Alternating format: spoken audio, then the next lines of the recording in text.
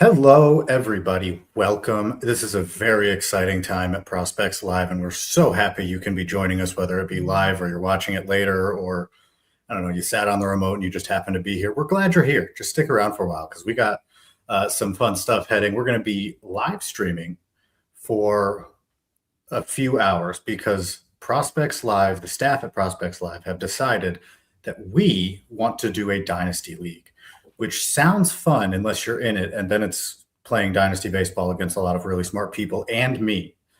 So happy you can be here. We're going to draft 3 rounds tonight, and we're going to do it live. We're going to have a bunch of our staff members be coming on through to talk about their picks, talk about why they made that pick, why they don't like any of the picks that I would have made, and just breaking down baseball at a high level in a fun way. And I'm going to be here all night trying to make jokes and bring down the overall production quality of the live stream. But I have PJ here with me. PJ, what's up, man?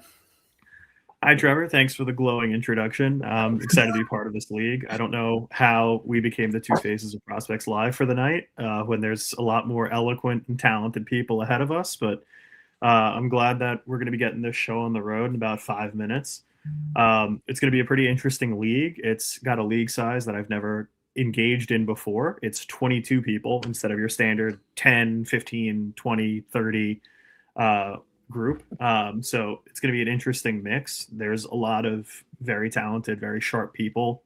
So I'm already pre-mad about which players are going to get sniped on.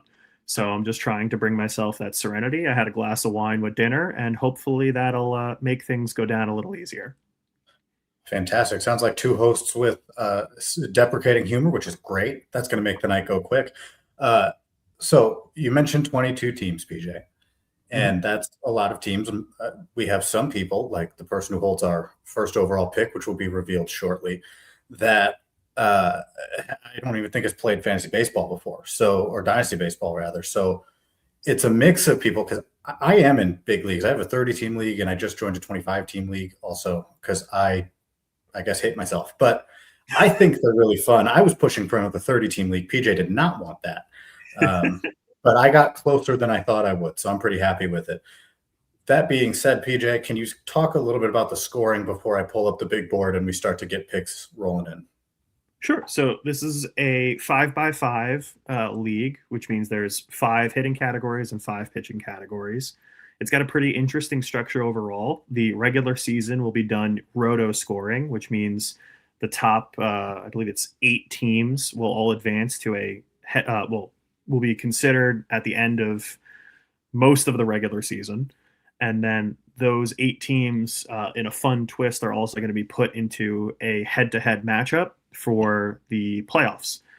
Now, the categories we're going to be considering today are home runs, RBIs, stolen bases, and in a slight twist on the usual, it's going to be on-base percentage instead of batting average. Pitching is where things get a little interesting.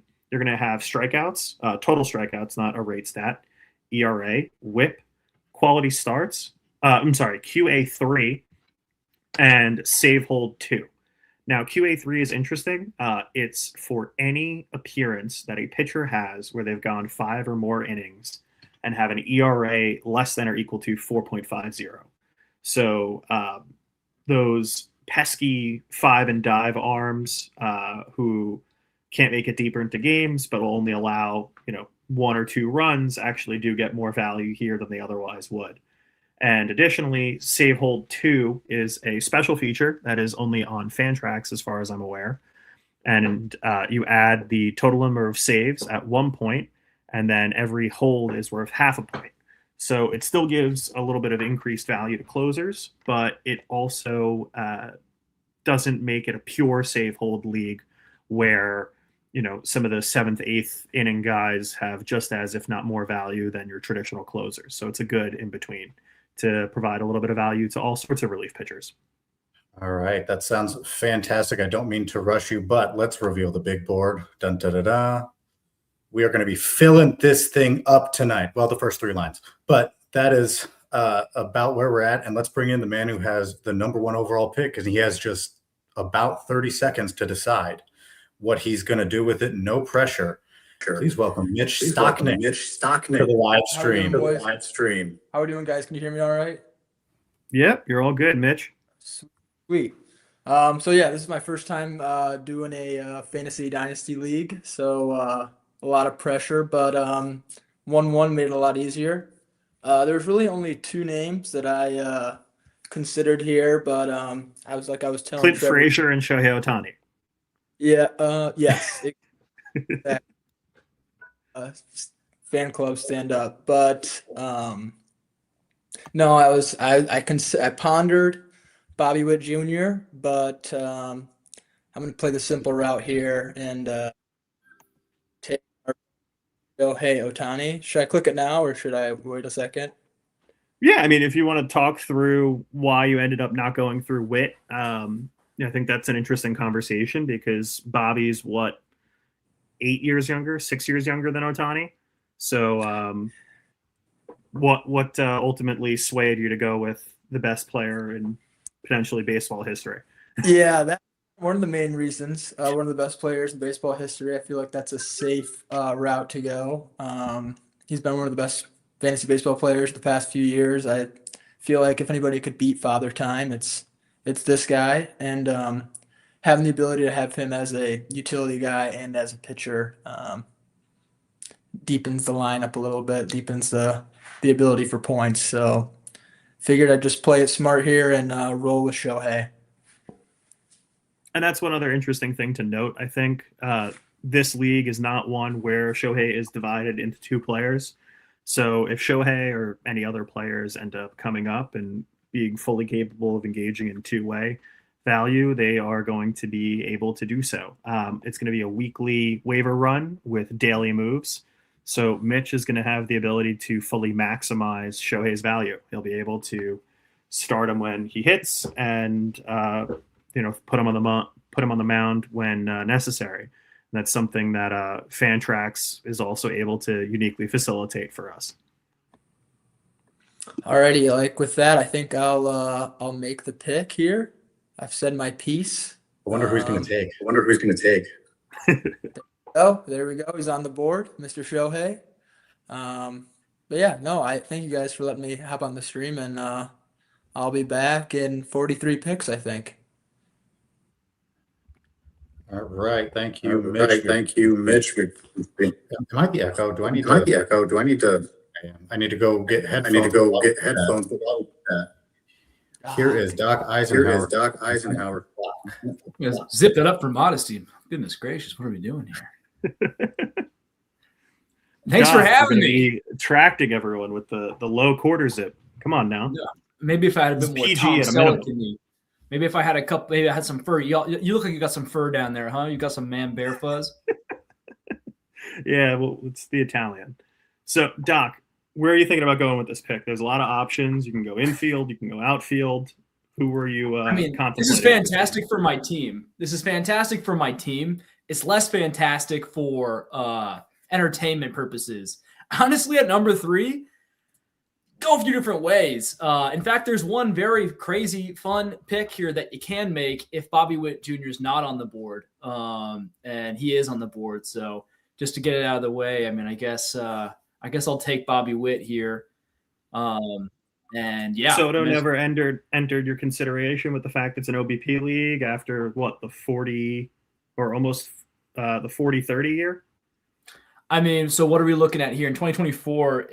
How old is he now? Still a baby, 25. So a 24-year-old, maybe just barely. Bobby Witt hit 389 OBP.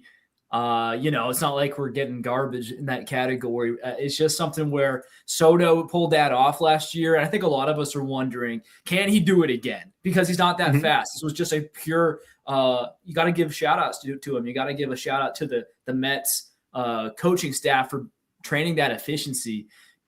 It's just, he clearly learned a technique. And some people don't always understand that. Like, look at Mason Wynn for a guy who's really fast, but just can't steal bases, right?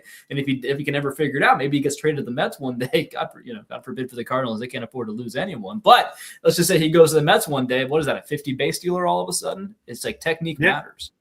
One thing that I found interesting is sort of the rise of the slow guys who swipe bags. We saw it with Soto stealing 38 bases out of nowhere. We saw it with Josh Naylor stealing over 30 bags, despite his not chiseled Adonis of a body.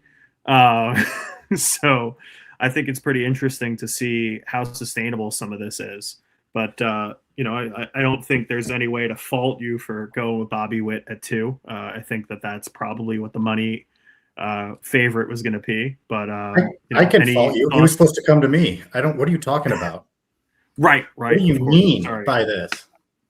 I didn't account for Trevor. I know Sonny knows. Sonny and I don't always see everything in fantasy the same way, so I'm sure he knows I'm a little kooky, a little wacky. He was maybe hoping there's a chance of that Bobby would have fell to him, but nah, I like the Royals quite a bit too. So it's like nice to get Bobby Witt. You basically got to get a top 2 pick, and you might not even get it most of the time if you're second, right? Because as Mitch said, number 1, hard to pass up the potentially greatest player in MLB history. Absolutely. Doc, thank you so much. We're going to move along here because we've already wasted some clock of our 3rd overall pick, and that would be Sonny.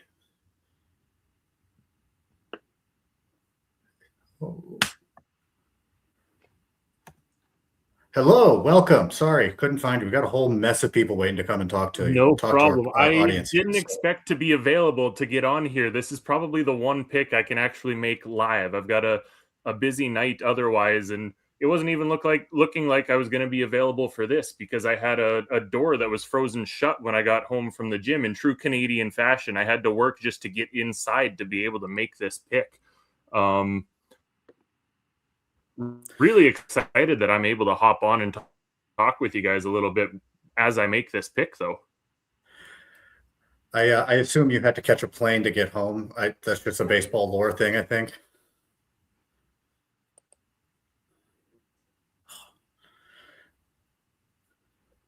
No planes today, you, no, but I did have to trek across some interesting snowdrifts, to say the least. Am I cutting out? You are a little bit, but we are excited to see who you take, and you have less than 90 seconds to make this very important decision. And PJ left me.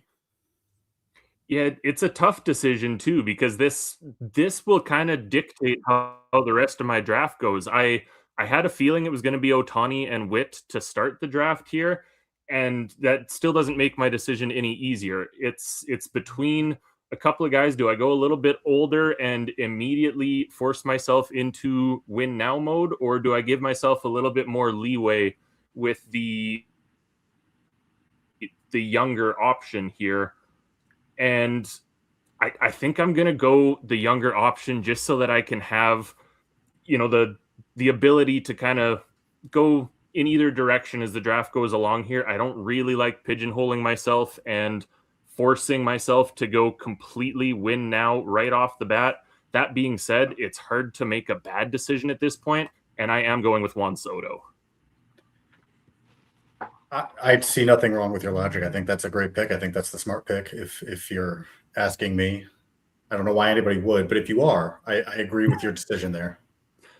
Yeah, like I said, it just came down to the ability to make decisions later on without being pigeonholed by my first round pick here, which I still don't think I could have made a bad decision between the two I was looking at, but this just gives me a little bit more freedom to kind of pick and choose what I want to do later on in the draft.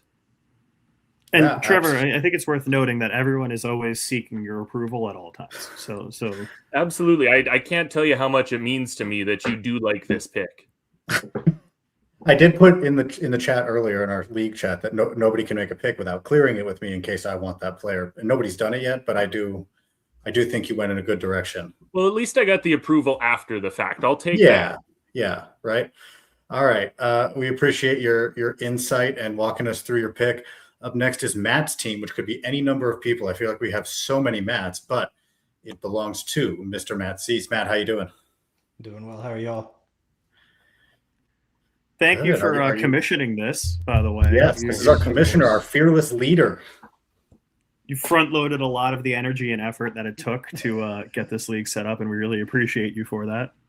It was a blast. It was a whirlwind of about 4 days. So we had to just kind of hit the ground running and really get this off the ground. It's turned out, I think, really well. I'm really excited for this league. Yeah, I'm excited too. Depending on how tonight goes, I'm really excited. So I'm obviously So- between two, and it's the top two on the board here, and it's like Judge feels like the slam dunk pick here, and then Jose Ramirez stares you right in the face. And as a Clevelander at heart, it's so hard to go against him. And there's just so many things that I can do to convince myself one way or another. Judge is 5 months older, and he's a bigger guy. His body might not age as gracefully, but that being said, we might be watching the peak of the best right-handed hitter in modern baseball. So I think I'm just gonna lock it in with Judge and move on.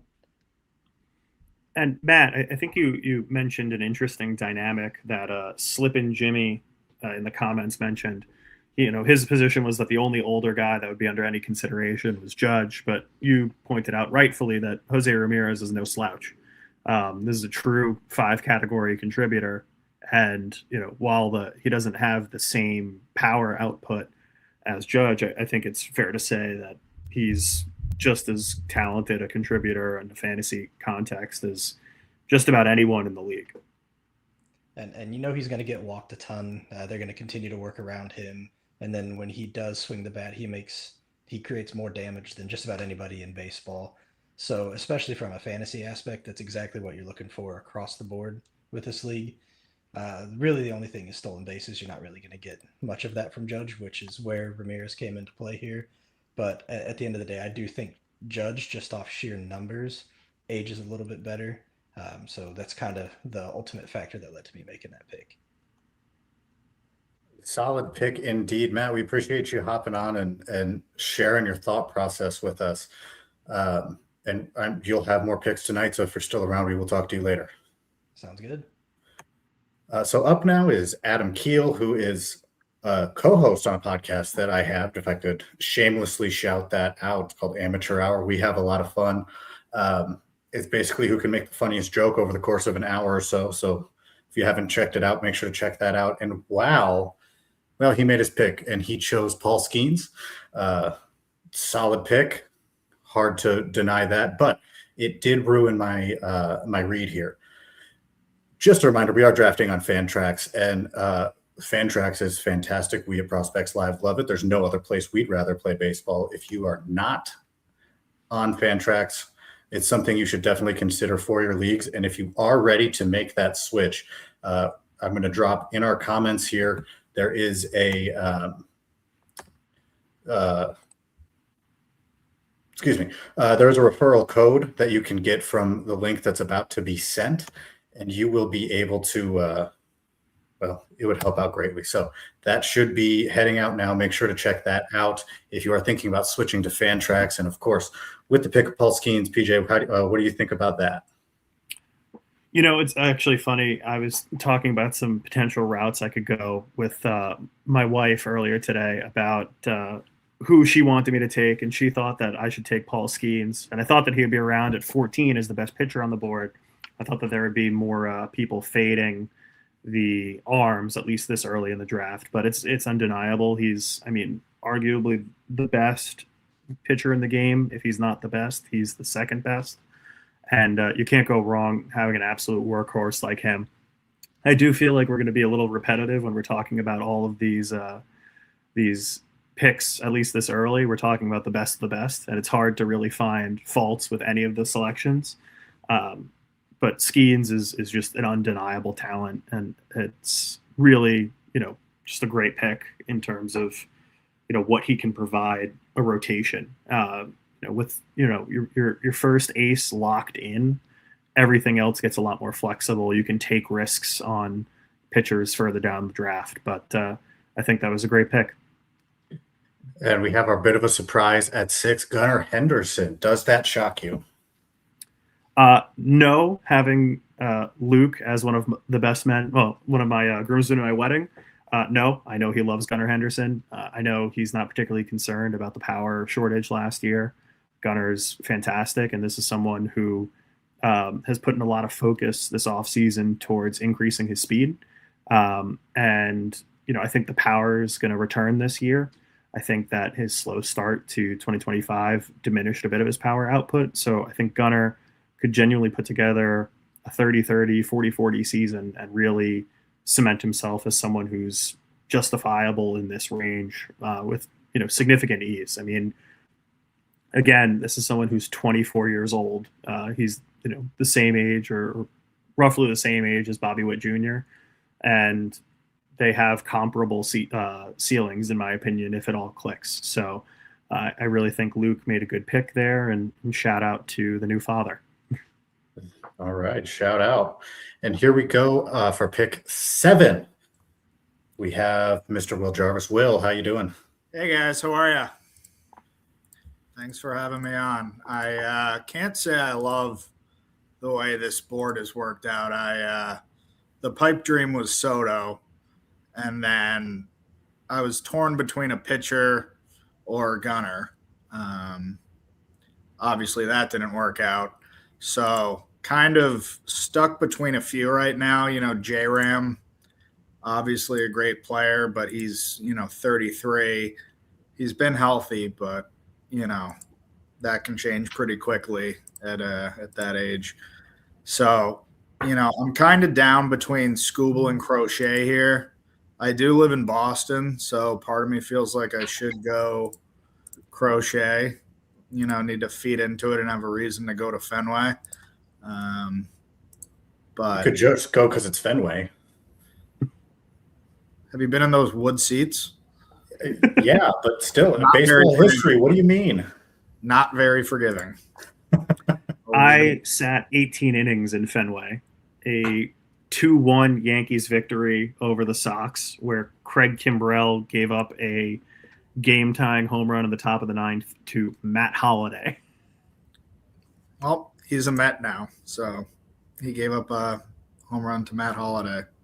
So, David Stearns, he's got his super bullpen. Who needs Edwin Diaz? So, it's kind of Crochet or Scooble here for me. I think, I probably would have thought about Corbin Carroll if he didn't have the hamate bone broken. That kind of throws a wrench into things. I know he'll be back, but as a Mets fan, hearing about how Lindor is supposed to, have no power for the first 2 months of the year, that kind of freaks me out a little bit. Kurtz is a little interesting, but I feel like there's so many good first basemen where, that's not really a spot you need to go early. I did think about Connor Griffin for a second just to really throw a fork in the blender. But, so I am going to go ahead and take Scooble. He's a little older than Crochet, but, you can't argue with, the workload he's taken on and, is wins a category in this league? No, it's a QA3. So Okay. quality. So it's when he gets traded to the start Dodgers, it won't matter. But okay. Yeah, I'm still comfortable with it. And maybe I'll hate watching the Dodgers less in the second half. So Hey, don't put that evil on me. How about that?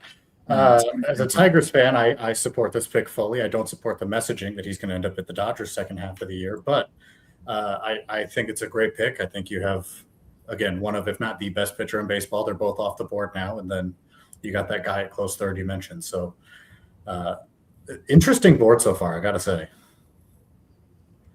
Yeah, Trevor, I wanted to ask you about that. What surprises do you think are going on so far? One thing that I know I'm monitoring is how far does Corbin Carroll slide? But, any particular shocks on your end? Gunnar Henderson going. I'm obviously not as close with Lucas as that, but I am all for it. Gunnar Henderson is very solid. I know he had his injury stuff last year. That's kind of been the biggest shock to me. Other than that, the board seems pretty straightforward. Still interesting because I'm picking at 12 and monitoring this, but I think the Gunnar Henderson thing is going to make this a little. Hear you guys. Can you hear me? Yep, we can hear you, Tom. All right, there we go. We have Tom Gates on now. All right. The next pick, and we'll see what he decides to do. All right. Let's see. I got to narrow down to Junior Caminero, Ellie De La Cruz, and J Rod. Carroll would be right there if he was healthy, but just like a little hesitant. Really wanted Gunner. Yeah, hey, yeah. Oh.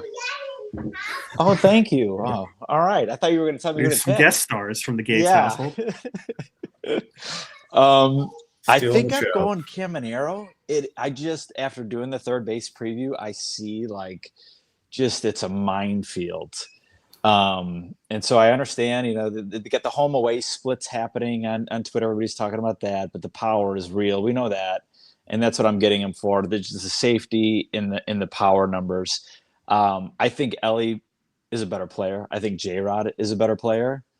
But just positionally and just like setting myself up for the future, I'm going Caminero with my pick.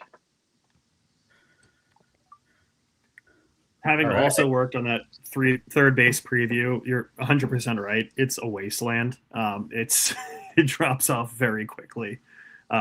If you're not looking at Jose Ramirez or Caminero, the only sort of middle of the road third base candidate is Jazz in terms of age. But I really think you made a great pick there. I 100% agree that the power is not going to be the question with Caminero. It's going to be a question of, can he make those batting average improvements year over year? But I think the bat to ball is sensational, and I'm also not super worried about him leaving Steinbrenner Field. I think that he'll be fine. So I think you made a good pick there, Tom. Thank you. Yeah, I agree for a different, playing in deep leagues like this, you can never find a solid second shortstop a little more, but second or third baseman. So grabbing one early and one that you're going to have for years, I think really sets a position for you, especially one that's going to get you power. So I also think that's a good pick and a good way to go, especially in, a league that by design is going to be pretty deep. So up next, we have Greg Hootkamp. He is the man in charge of our Dynasty content, which means this is going to be one of the more enlightened picks of the night. Wouldn't you agree, Greg? Yeah, this is going to be the best pick of the first round for sure.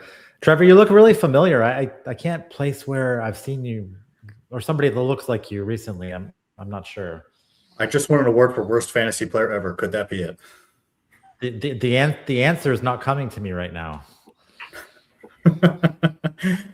He's referring to our wonderful commercial. Check that out. We had a lot of fun doing that. Drew, Greg, and I went through and moved to Fantrax. If you haven't moved to Fantrax, we have a referral code in the comments right now. You can go click on it. I'll drop it throughout the night. But if you want to move your league to Fantrax, we at Prospects Live support that, and make sure to do that with our referral code. Yeah, I highly recommend Fantrax. They're the most customizable league setting and all the players you want. And then if there isn't a player in there for some reason, they'll put them in there for you the next day. So you just reach out to their fine service people and they do that for you. Well, guys, So, I did not Greg, expect what is your top level thought? I did not expect two pitchers to go before me, honestly. I mean, the two best pitchers, obviously, in the major leagues, but I thought I was going to be choosing between one or two guys, and I've got like 5 or 6 guys on my mind right now. Carroll, Acuna, Ellie, and then Julio, Ramirez, Tatis. There's a whole bunch of guys that I could go with. I really wanted to go young. The last few Dynasty startups I've had, I've went with the value, and it's usually the older guys that can tend to fall a little bit. So Gunner was who I was hoping would fall, but there's a couple of really nice 25-year-olds around here. Julio and Ellie would be. I think I'm probably going to go with Ellie. I just think the fantasy ceiling is just too high to pass up here. But there's so many choices right now, and the board's kind of different than I expected. So Ellie's the guy. Just the power speed upside is outstanding. There you go, Ellie De La Cruz. Great pick. I figured he would go before Caminero, honestly. But I think that's a really good pick for where you're at. PJ, do you have any more enlightened thoughts than just a compliment? Yeah, I think that Ellie, what plays up about Ellie is the fact that he's one of call it 3 to 5 players at maximum who could genuinely put together a 30-70 season. I mean, he was close, not last year, but the year before. And the amount of players who could legitimately steal 70 bases is, I don't know, 5 to 10 total. And even then, the odds of them getting to that number are few and far between. So I think Ellie's combination of power and speed is pretty much near unrivaled at this point. The only person I could say would reasonably equate that is Acuna, but after all the knee injuries, who knows if we ever see that Ronald back again. I think it's a great pick.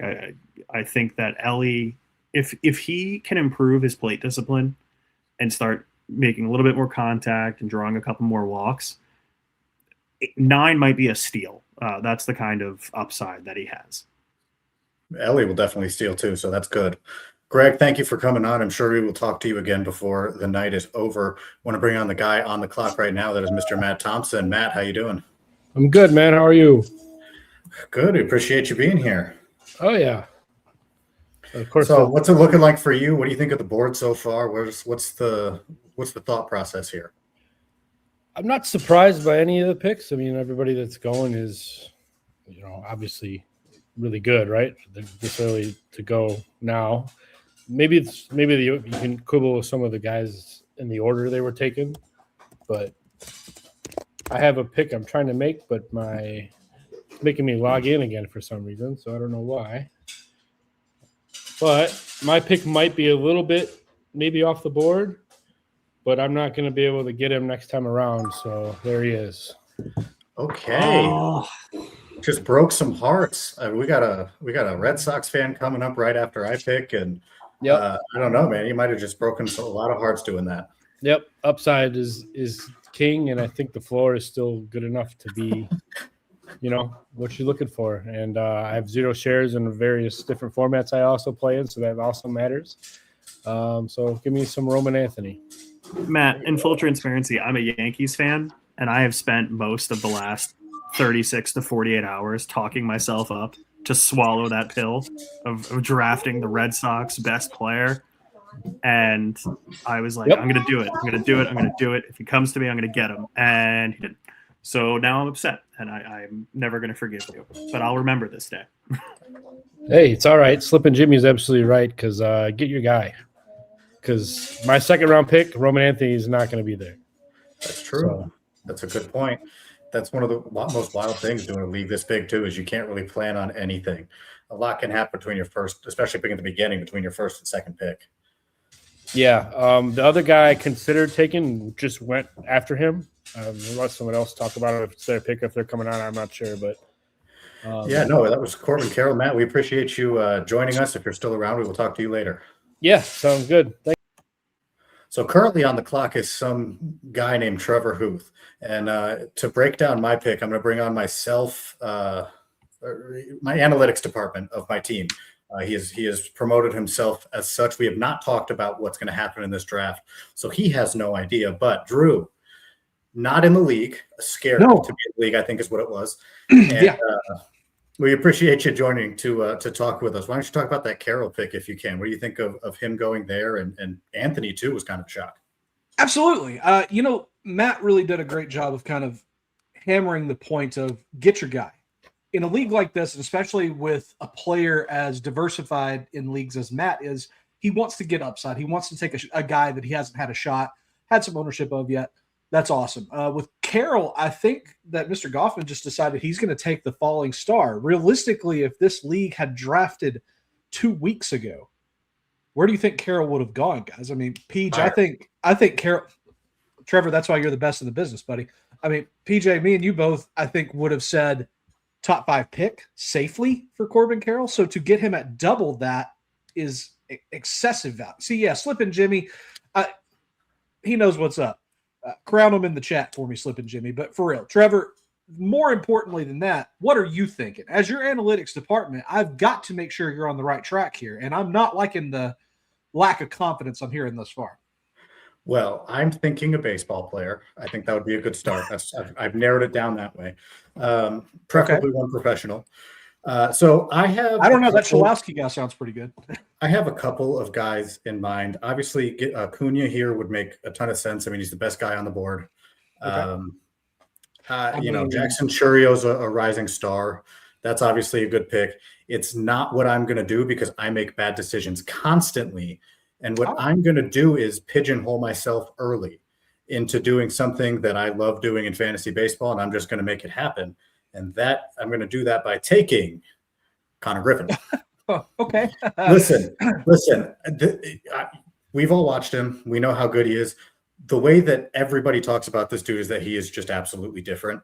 And so even, it's a risky move. It's a dumb move. I don't claim to make smart moves, but this is the move I'm making, and I stand by it, even if it's a little early, even if it's not smart. Just like Roman Anthony, he's not going to be there when I get back. So if I believe in this and believe in the upside, I got to do it. Yeah, that's a great pick, Trevor. I think that it's obviously playing towards excitement, something that you're not talking about right now. Obviously, this is round 1 of a dynasty league, but think about the pick, rather the stock that you've just inherited. You can get relatively anything else at any point if you decide to flip and change pace later, because Griffin is the hottest prospect in the game. On a separate note, if any other teams in this league are looking for analytics services, I am now available. All that said, though, just because you didn't go to Tennessee. Yes, that's exactly it. I'm nothing if not horribly biased and incredibly prejudiced towards the Vols. But I am going to jump off because I know that Nate is with us, and he's got to jump in here. But I'll be around in case you need any more assistance later on that you want to ignore. Drew, we appreciate you as always. And as he mentioned, we're going to bring on Nate Jones, who is, I believe, just drying his tears from losing Roman Anthony. In our league chat, he put no with about 12 no's as soon as the pick happened. So I don't think he liked it.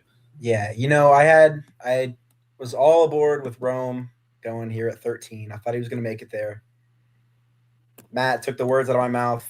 Get your guy. And then my 1B, Connor Griffin, he goes too. So I gotta pivot here again. I'm debating between a few. I don't think I can go Jose. I don't want to go that old. I've got Acuna here. I've got Tatis here. This Acuna ball is crazy. I may go pig. In the words of Lou Merlone. Nate, please take Acuna so I don't have to do it. I don't know. The knee injury scares me, so I don't know if I want to tether myself to that. I'm trying to just have fun. We got Langford sitting there. Somebody just offered me a trade for Connor Griffin. I didn't know we could do that in the middle of the draft. Crazy thing too, I was thinking I was going to see if I could trade back and try to get Roman Anthony. It's clearly not the case at all. But I am excited to see how the rest of this plays out, and I think I may have to go with the smart decision and take my man Fernando Tatis Jr. at this point. Thank God. Okay. I really will have to. There it is. Thank you, sweet baby Jesus. Thank you, Nate. I really thought you were just – okay, here's my question for you, Mr. Red Sox fan. Yeah. Garrett Crochet. Why not? Yeah, I wanted to do it. I'm not very seasoned with this is my first ever Dynasty League I've done before, but I thought I may as well stack bats before anything else. You're always going to find guys later in rounds, later in the year that pop up, arms that you can work with. You can't get a premier like deep league though. I love the mindset. This is a deep league though. Pitching can get scarce, especially high end pitching. So not that I think this is a bad pick. I think this is a fine pick. Also, I agree. Acuna still being there is crazy. I'm part of the problem. But I do think that getting a high-end pitcher would be not a terrible decision to make. But I do like the Tatis pick. I'm not here to say it was a bad pick. It's hard to make a bad pick in the first round. Other than not taking Acuna, I should have just done that. Well, you know what? We can always chalk it up as a learning moment as well. There you go. Nate, we appreciate you being on. You only learn by messing up, so I guess we'll see if I learn from this. Oh, man, then I should probably be the best fantasy player ever. Nate, thank you so much for being on. All right, PJ, no pressure, but I think you know what you have to do. Here's part of the problem. Slippin' Jimmy is the angel on my shoulder. He's the one telling me, get the safe player, 28-year-old who in a down year hit like 30 homers and swipe 10 bags and just do the smart thing. But I'm here for a good time, not a long time. So I'm really waffling here because I'm trying to have fun. And there's two issues with that.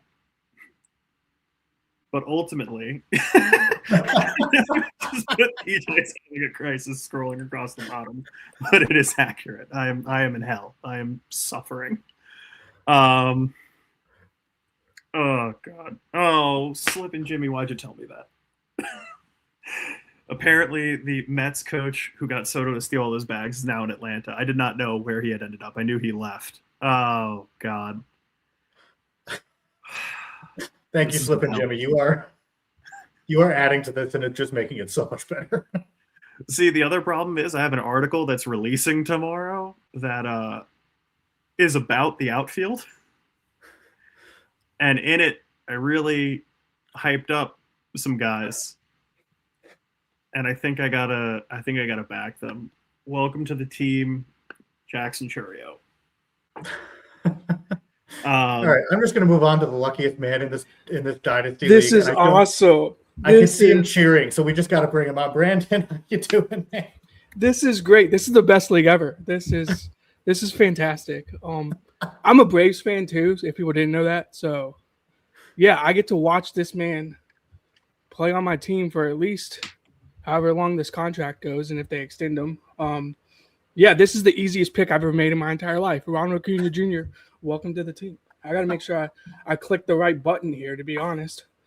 Yeah, this is the easiest pick of my life. I don't think we could have any real questions for you about this, but like scale of 1 to 10, how happy are you right now? This is like a 15. Like this man went 40-70. He says he's healthy and gonna run again. Yeah, stolen bases are back. In Atlanta. MVP season. I think you should. I'm not saying you should gamble, but maybe the tickets should be flowing for Ronald. So, yeah, I'm excited. If it doesn't come across the screen, this might be a 20. Like it's gone up 5 since we've been talking. Oh, that's awesome. PJ, are you kicking yourself that you didn't get Acuna? Honestly, no. I have spent a large portion of this offseason. So Lucas Morel and I co-own a Dynasty team. It's a 20-teamer. And I've been trying to talk myself into getting Acuna and all offseason because the guy who has him on the block, he's a Braves fan, but his team needs a lot of depth. And I've been trying to justify all sorts of offers, and Luke keeps talking me back, and I think that ultimately won out. I really wanted to go with Churio because I don't have any shares of him anywhere. And I think he's only going to be about a year and a half older than Connor Griffin and has already 2 seasons of Major League Baseball under his belt. I think, he's 21 and his down years are the worst years of his professional career. He's gone 21 with, entirely serviceable batted ball skills. And I think that's only going to continue to grow and develop. So I really like my Churio pick, but Brandon, I really think you got the draft so far. Absolutely. It just kind of slid into your laps through all of us choosing to do the dumb thing. I will say, guys, I know J-Ram's old, but that would have been my pick had you not taken Acuna. So, yeah, I don't know why he's on the board still. To be quite honest, I know underrated gets thrown around a lot with him, and that's not what I'm saying. But I mean, this is an OBP league with Jose Ramirez, so yeah. Yeah, you're right, and there's some guys on the board that shouldn't be there. I'll just be honest, and I don't know what's happening. I think this is what happens when you put a bunch of prospect people in one league, and we all just want to go get our guy immediately. But hey, I don't fault the Roman Anthony or Connor Griffin pick. I like him actually, but yeah. Thank you. All right, Brandon, we appreciate you. If you're around, we will see you in just a little bit. So yes, there are some. Oh, there goes Julio Rodriguez. Okay, so that's good. That was going to be a guy I just brought up. That pick was made by was that Harris? So good. Now we still have J-Ram on the board, and this is kind of a crazy. Like it started out okay, but I feel like PJ, maybe you can tell me how I'm wrong, but I feel like this is a little crazy. So what you're forgetting, Trevor, is it's prospects live, not MLB players live. I'm the only one who's taken a prospect. What do you mean I'm forgetting? Mine has barely graduated. I don't know what to tell you. He's just a baby. They're gonna Rock Chalowski, I think, is older than Jackson Churio. You know, I think you and I are probably the wrong people to host this because Churio was my second option outside of Connor Griffin, and that was, you know. So I don't know, man. Oh, we just got Nick Kurtz off the board to Ray Kuhn, and Great pick by Ray.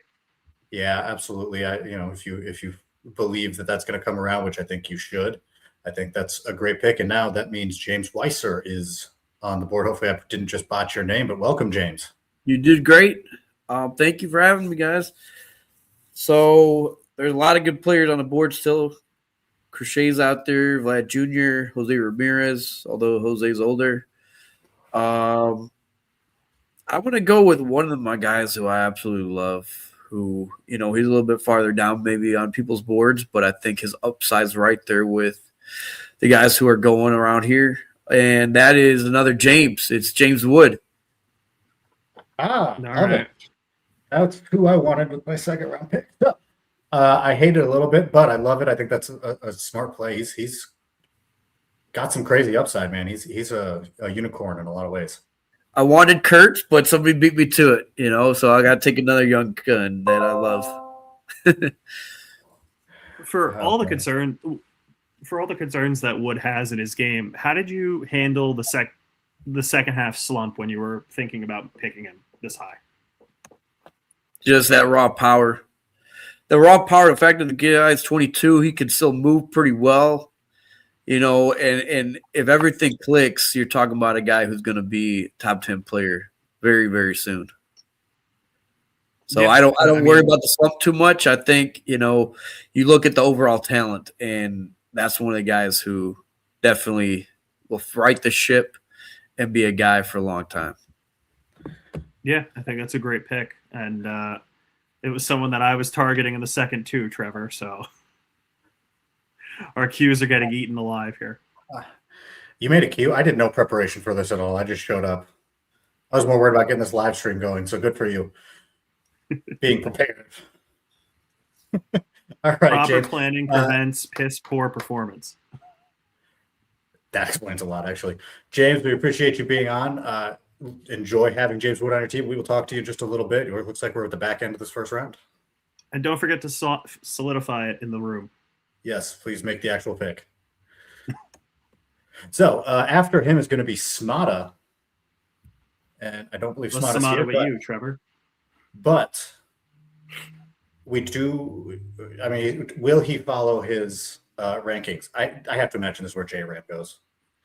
I have to imagine. But who knows? I don't have his rankings open. Is J-Ram top value?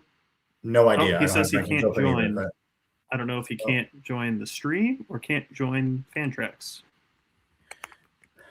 Technical difficulties. Well, we will get that figured out. Maybe he wants to come join and talk about it. I don't know. Maybe he goes Crochet, actually. I think that would...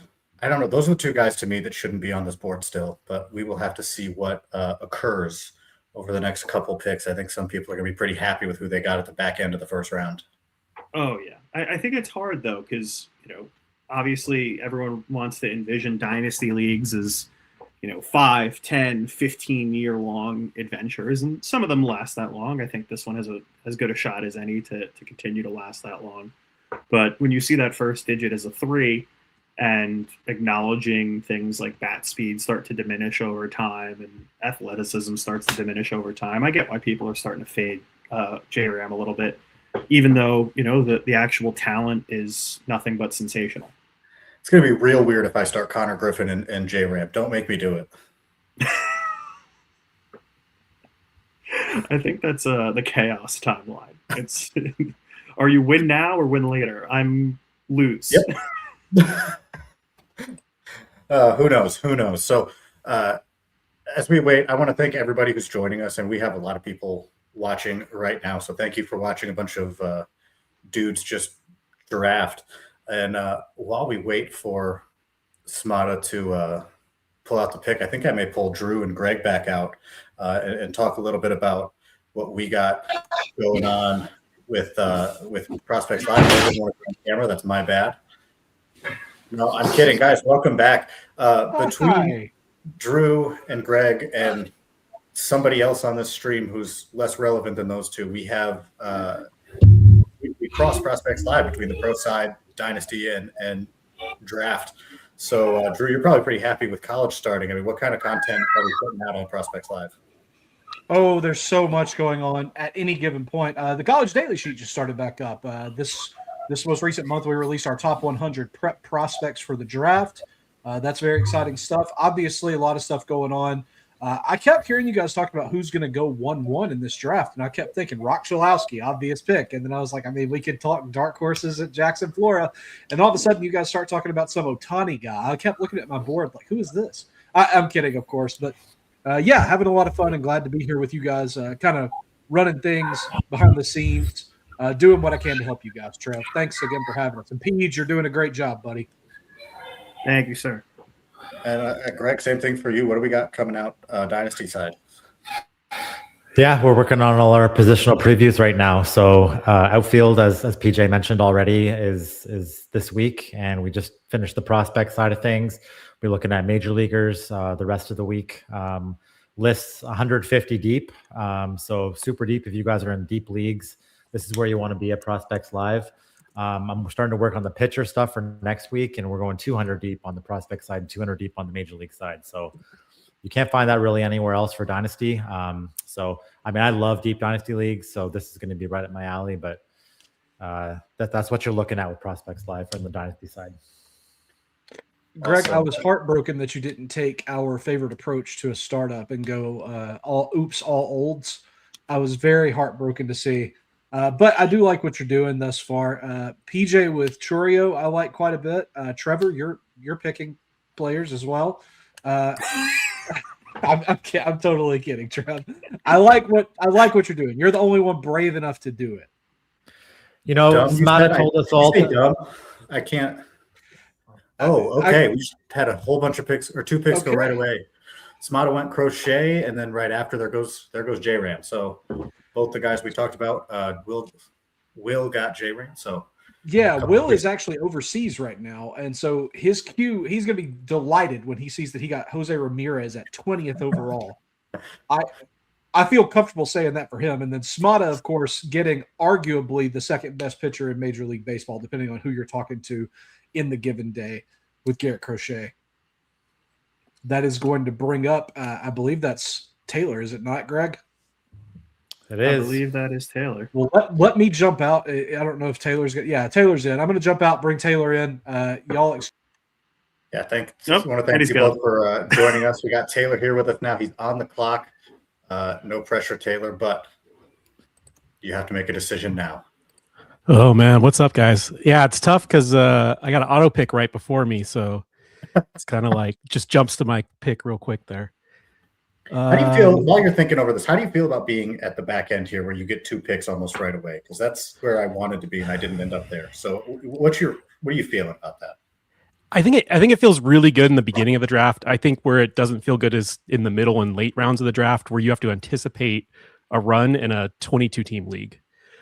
So I think like there's still a lot of talent out there at this point. So I'm happy to double dip on some of that talent. But I think as we get further on in this draft, I'm really going to hate picking on the end. Fair enough. So what are your thoughts here then with all this talent that you're bragging about? Well, let's see. We had J-Ram, who was top my list, go right before me. There is a guy who I'm thinking is going to be my guy. I think he's, a little bit unfairly maligned for a guy that was pretty much a top 10 pick throughout most of his career, except for this year. And that's Kyle Tucker. I mean, this is a guy who's still in his 20s. He's in the best lineup in baseball. There's some power. There's some speed. There's a ton of OBP with Kyle Tucker. And, we're in an OBP league here. So definitely want to have that base with my first pick there. So I think that's where I'm going to go. But yeah, it's just a lot of great players still on the board there. I really like the Tucker pick. I think people haven't really baked in a lot of his value in the adjustment to playing for the Dodgers. I mean, he's going to have a ton of runs and RBIs just by virtue of having 7 All-Stars in front of him and 7 All-Stars behind him. So that really helps raise the floor. Yeah, and I think it's one where I know a lot of people are maybe hung up on the injuries. I know, Houston had a really bad and well-deserved reputation for kind of messing up some of its players there. But he's out of there now. Obviously, he got hurt again last year, but I do think this is a guy who, again, still in his 20s. I think with the Dodgers, I think he's just going to shine and just be an absolute powerhouse. So yeah, I think I'm going to go there, and then I'm kind of trying to figure out what's going to be left to me in 2 other picks here, because I'll be back on the clock shortly here. But I think Taylor, for now I'm going to go ahead. I don't believe we have Grant, so I think we're just going to leave you on through the turn, and we'll let you stay on and talk through maybe some of your process. I don't know whatever it is, but Tucker's a solid pick, and then Grant's going to be on the clock for 2, and that's going to complete our first round. Awesome. Well, I'll go ahead and make the Tucker pick, and then we can kind of talk through some of that stuff there. I will say I kind of have the same. I've been in a lot of startups. I think this is probably the 15th one I've done. So I have a lot of experience, and I think for me the strategy I like to go with is trying to get a power speed bat in the first round, just to build that base. And depending on what the ratio category is, just someone that's going to be good in that 5 category contributor. Because it just creates so much flexibility later on in the draft when you're not having to chase a particular category there. I think that's smart. I mean, especially in Roto, you want a guy who's going to cover categories, right? So I think that is a very smart move coming from the guy who took Connor Griffin 12th overall. So that's, I'm with you on it. Right? If I'm drafting smart and not with my heart, I think that same way, and I definitely go Acuna at 12, and you getting Tucker at 21 kind of follows that same path. I will say it's a lot easier to not have to follow your heart when you're in a lot of leagues. So I have plenty of Griffin shares. I have shares of a lot of guys I'm excited about. So now it's at a point where I can just kind of sit back and use my brain rather than going after my heart. So we'll see how well that works for me. And Vlad just went off the board. Any thoughts about that one?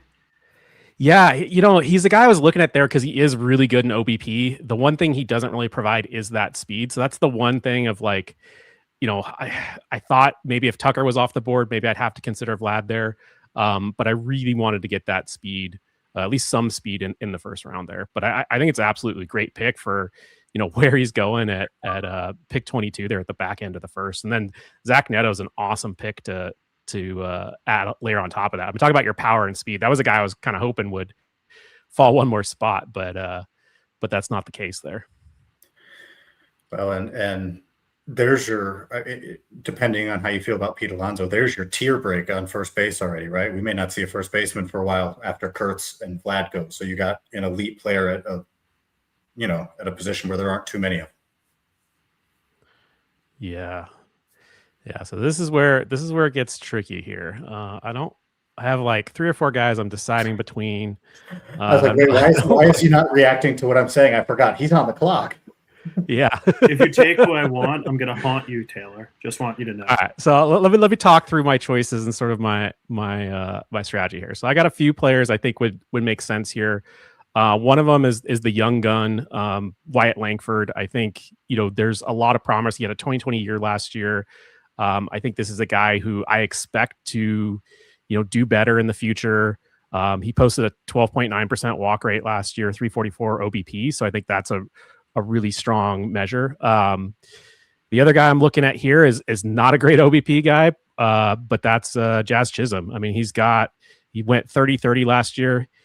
Like I said, he's not known for his OBP skills, but he's not a huge detriment in that category either. And then he fills a positional need of second and third base, which I don't know if you guys are aware, but second and third base are the two weakest positions in this year's class. And when you're looking at a 22 team league, those positions are going to thin out really quickly. So those are kind of the two guys I'm sort of flip flopping back and forth here. But what do you guys' thoughts? Having done the third base positional preview on the MLB side, I similarly agree that no, second base, third base. I wrote about Jazz basically is where this came down to. And Jazz is really just the fall off. After him, you really start having to talk yourself into a lot of less than preferred picks. It's closing time at the bar after Jazz goes home, and you got to really talk yourself into, well, is that person cute? Maybe. And then it gets pretty bleak. So definitely think that Jazz is a valuable pick here. I think Langford, with his pedigree, is also entirely viable. He's, super, super talented. And I think that there's a lot to like there too. So I don't think you can go wrong either way. I think the positional scarcity side leans Jazz, but probably I would say maybe Langford has the slightly higher ceiling in an OBP context. There's just no one playing in I talk about my 30 team league way too much, but it's so much fun. We should have been 30 teams anyway.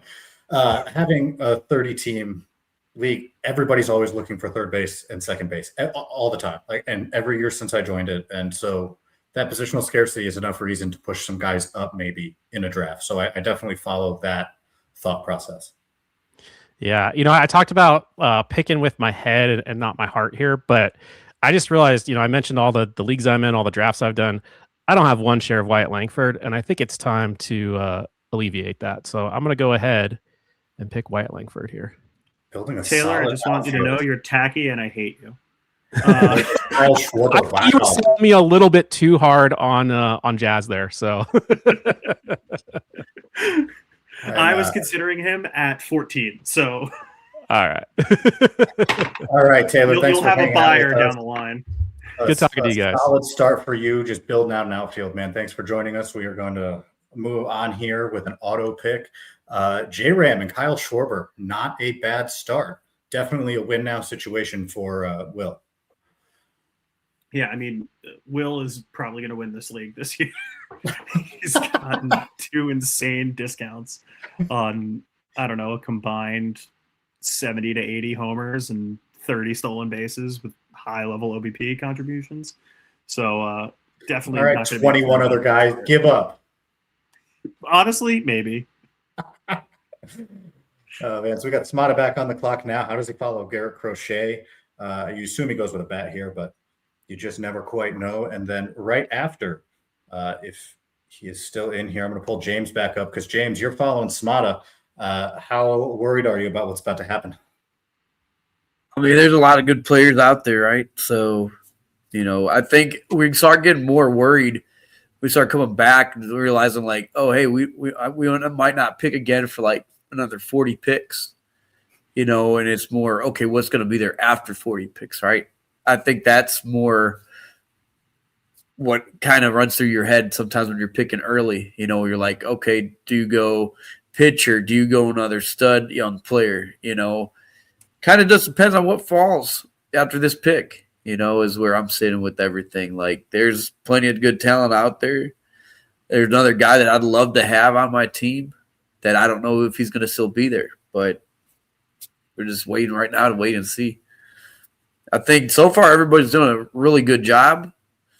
There's been really good late talent still out there. One of the ones that James, what's been your biggest surprise here? Who are you surprised made it so far? Who's your surprise fall? Looking at the board, and let me pull it up so I can see it closer. I think Kurtz at 17 is a surprise because of how loud of a year he had that, since he came in there. I mean, his numbers could be even bigger. Julio falling to 16. Crochet at 19, I think, is a steal, right? Because we all said he's a easy top 3, could be a 1 whenever he's really doing good. Vlad last pick of the first round. Shouldn't be there, Those are probably the biggest ones. All fair. PJ, what about you? Same question to you. Who are you kind of surprised on? And is there anybody you're surprised is still there, not to give away any draft strategy? There are a couple names I'm a little surprised about, but honestly, I would say for the first 25 picks, these are who the 25 picks that I would suggest. I honestly thought that maybe we'd see a couple aggressive prospect reaches, but aside from one individual who is very handsome and has a fun Savannah Bananas hat on right now, no one has elected to go that route. But I think it's been a really good draft so far. Thank you for shouting out the Bananas hat. I figured who would steal players from a silly guy in a silly hat, right? I mean, it's just, you can't do it. That was my whole draft strategy. That's all my preparation right there. All right, so Smana's got about a minute left. Man, I don't even know what direction he goes. I'm trying to figure it out so I can make like educated guesses. But do you think One thing I wanted to see? Sorry. Oh, he did. Just as I said that, he took Cal Raleigh, which means James, you are on the clock now. Is that who you were looking at? Not exactly. I mean, I think Cal Raleigh's a steal because he's a unicorn here, right? You know, just the power. If it plays up again, then you got a great player. Either way, you got a great player. But catcher position, it's hard to find guys that can hit as well as he does, right? The pick I love that I want to say that I'm, happy to see this guy go that early was Roman Anthony. I think that was a great pick. I was hoping he might be there when I was picking, and I'm still happy with my guy. But I think that was a nice bold pick early. Picking in bold picks, I'm going to go with my guy who actually is there, who been liking him, following him since he was in high school. Big Under Armour guy, back when they used to have it at Wrigley and stuff like that. Hope that one day they have it back there, but going to take a Cub. Going to take my guy, PCA. Another good young guy who fills up a lot of categories who I think could be even better than where he's going right now. All right, stacking up your outfield. Love to see it. And Ray Kuhn just followed it up with the Jazz pick that was long awaited. James, we're going to send you off here and pull up Brandon if we can, because he's almost up. It was good to talk to you. Good to hear from you, man. If you're still around, we'll pull you back up. So Jazz Chisholm goes right away. Brandon is not on the clock right now, but he is next. And so, Brandon, do you have any thoughts on recent picks, or is there anybody obviously sliding that you're going to like take your 20 happiness scale up to like 30 with this next pick? I think the conversation about second base and third base being as shallow as it is in terms of positions, Jazz was probably on my board. There's probably one more second baseman that I'm targeting at this point with my next pick. And then after that, it's one of those things where I trust myself to like evaluate pitchers better than hitters. So I think I can find pitching like a little bit later in the draft than like taking a shot here with like a Yamamoto or trying to get like the fourth best pitcher or the fifth best pitcher right now. So that's where I'm kind of looking at is like the shallower position groups and seeing if I can like maybe hang on to the tier. I do agree. I do agree with like that combo with third base and second base. Jazz is good because you can put him in both spots, so he kind of clears as that option. All right, well, let's see which way Harris is on the clock right now. Let's see which way he goes, how he follows up getting Julio Rodriguez, which we didn't even talk about, but another great pick at, for where he could have gone. Yeah, I think he's like talent-wise as good as some of these other top guys. I think it's just about putting a full season together. Yeah, that pick. I think this makes my second base pick pretty easy. I know he's a little bit older, but I still think you could argue he's the best second baseman in the game. And just the value you're getting at this pick with how like shallow the position is. I'm going with Ketel Marte. There you go. So you got a biggest faller and you got potentially the top guy at a scarce position. That is a solid start. Maybe we shouldn't hand the crown off to Will right off the bat. What do you think, PJ? No, Will's gonna win. It's over. I will say J-Ram and Schwarber, if they hit 80 bombs, that's a lot. That is a lot. All right, Brandon, we appreciate you being on. And now, PJ, you are on the clock. I have no idea what you're going to do. I assume it's something, and I assume you'll do it soon. But I said you 80, by the way, on the combined Yeah. home run totals. I was wrong. It was actually 90 last year. Okay, there you go. So that's a lot. So I was somehow underselling exactly how good that production base is. PJ, to help me judge your pick, I'm going to pull Nate up because he comes right after you. So, Nate, welcome back. No matter what pick he makes, we're going to hate it. Do you understand? Sounds good. All right. Nate, that's not very cash money of you. I am continuing with a trend here. I actually, in my intro for the Dynasty outlooks for the outfield position, I said that it's one of the most stable positions and deepest in the majors right now. And normally that would be an indication to skip and come back to those players later down the line. But I am going to have a fun little double tap of a player that I really, really enjoy, who I think is just scratching the surface of his ultimate ceiling, as the ticker at the bottom is killing me. Because really, that's what we're all here for, Trevor. It's just your picks, nothing else. Who's running the ticker? I think Drew. It just says 2 picks until Trevor Huth picks again. But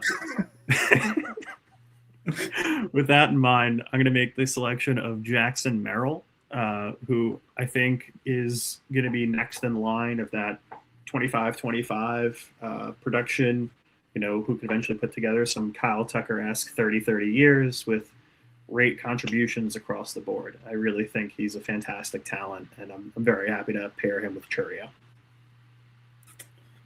All right, there you go. So I think that's a great pick. Churio Merrill is a really fun start, really good upside start. You're going, PJ, for a solid window, right? And I think that start opens up a few year window for you at least. Not this year. This year's already done. We're done. We're canceling the season. But beyond this year, you got a shot. Nate, you are on the clock, and what are you thinking? Well, the window for this year's closed already, so I don't know if I can go with a win now guy. Are we just going to hand the league to somebody for the first year? Yeah. I am, but there's part of me that does want to dip into that third base before it gets too muddled there. But in good faith as a Red Sox fan, I cannot touch Manny Machado. Long live Dustin Pedroia. That's a deep cut. I forgot about that.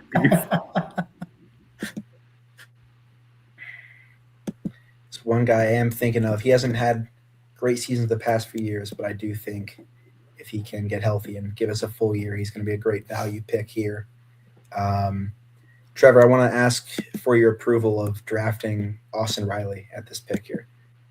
I think that's great. I think you should go for it if that's what your heart's telling you.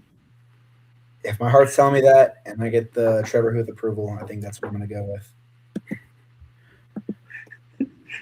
Nate, have you been able to see the ticker as you've been talking?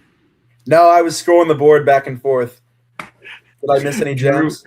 Drew had Nate is rocking a sweet jersey. Nate is rocking a sweet jersey. Thank you. Gotta rock the Pedro. Gotta rock Pedro for the stream, man. Now the moment everyone has been waiting for, Trevor. Talk us through your process. Where are you going with number 2? Are you going to get Kevin McGonigal and corner off the prospect market? I'm going to boot you off and pull some people on here, I think. So appreciate you talking us through Austin Riley. Solid pick. The man behind the ticker, the man who quit my analytics department almost immediately, has to be pulled. Oh, hi. How you doing? Here's Drew. Wow. So listen. Man. I don't want to do it, but I feel like I have to for the bit now. What are you thinking, pal? What are you thinking, Trev? I was Got some thinking silly I should stuff take a going. Major League Baseball player, honestly. But No, I that's was, tired. looking at maybe taking a shot at Yamamoto or, I Hunter Brown, Bryce Terang. Like there's options that I should do. Absolutely True. should do. We know what we're supposed to do here, right? This is peer Yeah. pressure. and Yeah, entitlement. I know what I'm supposed to do. I'm just gonna do it. There you go. For the fans. I'm tanking for the fans. I appreciate. Are you there committing to the board. fans asking for this? Yes. No. If you're But- okay, all right. Look, I Hold on. actually said I have to turn the ticker off. I'm so frustrated. I had said to Mitch that if McGonagall makes it back in the second round, he's probably not going to make it farther. I'm a Tigers fan. It's a dumb move. I get it. I know what I'm not doing, and what I'm not doing is making smart decisions. But Well, I'm making the decisions I'm making, and now I have arguably the top two prospects. And I just caused someone I to was gonna take another say- prospect. So, because honestly, if Mate made it back, I was going to be really upset because I was going to have to do it. But I wow, okay. I didn't expect for the prospect run to start quite so quickly, but you might have done a thing here, Trev. Welcome, America. Yeah, I mean, I think that America needs to be thanking you in some. Thanking is an odd way to say it, but America needs to acknowledge you. Well, can I acknowledge that this is not the start that you should do if you're drafting from 12 in a dynasty startup, and this is not the start I wanted to do necessarily. I honestly was thinking about going pitcher just to counteract, but when they're both sitting there, it's hard not to, especially when you're dumb like I am, and you're just like, "Ooh, shiny new toy! Look at the mystery box. It could be anything, even a major leaguer." Well, exactly. I'm going to pull Matt up because he is on, but we can keep talking. Yeah, bring Matt on. What's up, fellas? What's up? I don't know, Matt. Consider this, Trev. All I'll say is, like we said with Griffin, worst case scenario, if the rest of your team happens to just put it together in an incredible way, you've got chips that you can trade to anybody. As Greg said just a minute ago, we do work for a site called Prospects Live, so I feel like you'll have some buyers. I do need to look into major leaguers eventually, and I will learn their names before this draft is over. I do recommend that. I'm going to jump off so Matt can talk. Yes. But yes, Trevor, think about what you've done. Matt, what's up? What's up, fellas? Not the stern talking to. Hey, I don't know what that was all about. All right, I'm so making Matt, poor who are you decisions. pairing Matt? with Roman Anthony? I kind of feel like getting one of the best hitters in baseball in the second round is an insane thing.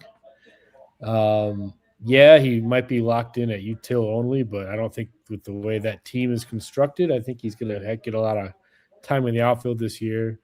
The knees scare the crap out of me. He hasn't stayed healthy, but shoot for the moon, get your guys, take the big man. There you go. So you're not worried about the hand injury either. No, he's going to destroy, as he always does when he's healthy. I mean, the exit velocities are there. Jordan's an incredible talent. I can't remember exactly the stat, but I think I saw something that said against left-handed pitchers, Jordan Alvarez has a higher career OPS than Barry Bonds, which is unbelievable. He can hit. There's a lot of things I believe in, and his bat is definitely one of them. He's Did we lose 4 Matt bases Baker? away from being the perfect player, which is obviously duh. But yeah, I just love Jordan. Yeah, I think that's a great pick. You're pairing it up well. And as the ticker from Drew says, Greg Hoopkamp is here with us on the clock and apparently is Canadian, according to the ticker. Matt, we appreciate you being here, man. All right, Greg, are you going to take a prospect to make me feel better about myself? You know what? The thought of getting Griffin and McGonagall in 1 and 2 crossed my mind. I will not lie about that. So I give you a lot of credit for actually going through with it, because I probably wouldn't have. I think I am going to get my first pitcher here, and it's a guy that destroyed my Blue Jays in the World Series, but I think he's the best arm left right now, and that's Yoshinobu Yamamoto. I just think he's incredibly talented. He's getting better. He's still just 27 years old, and yeah, I don't have any shares of him, so I'm going to make that correct that right now. There you go, going pitching. If I didn't get peer pressured into Kevin McGonigal, that's who I was going to take, I think, a couple of picks ago. So I'm all for it. I think that's a good move, and you have a couple of things to build on in both parts of the game. So I think that's solid.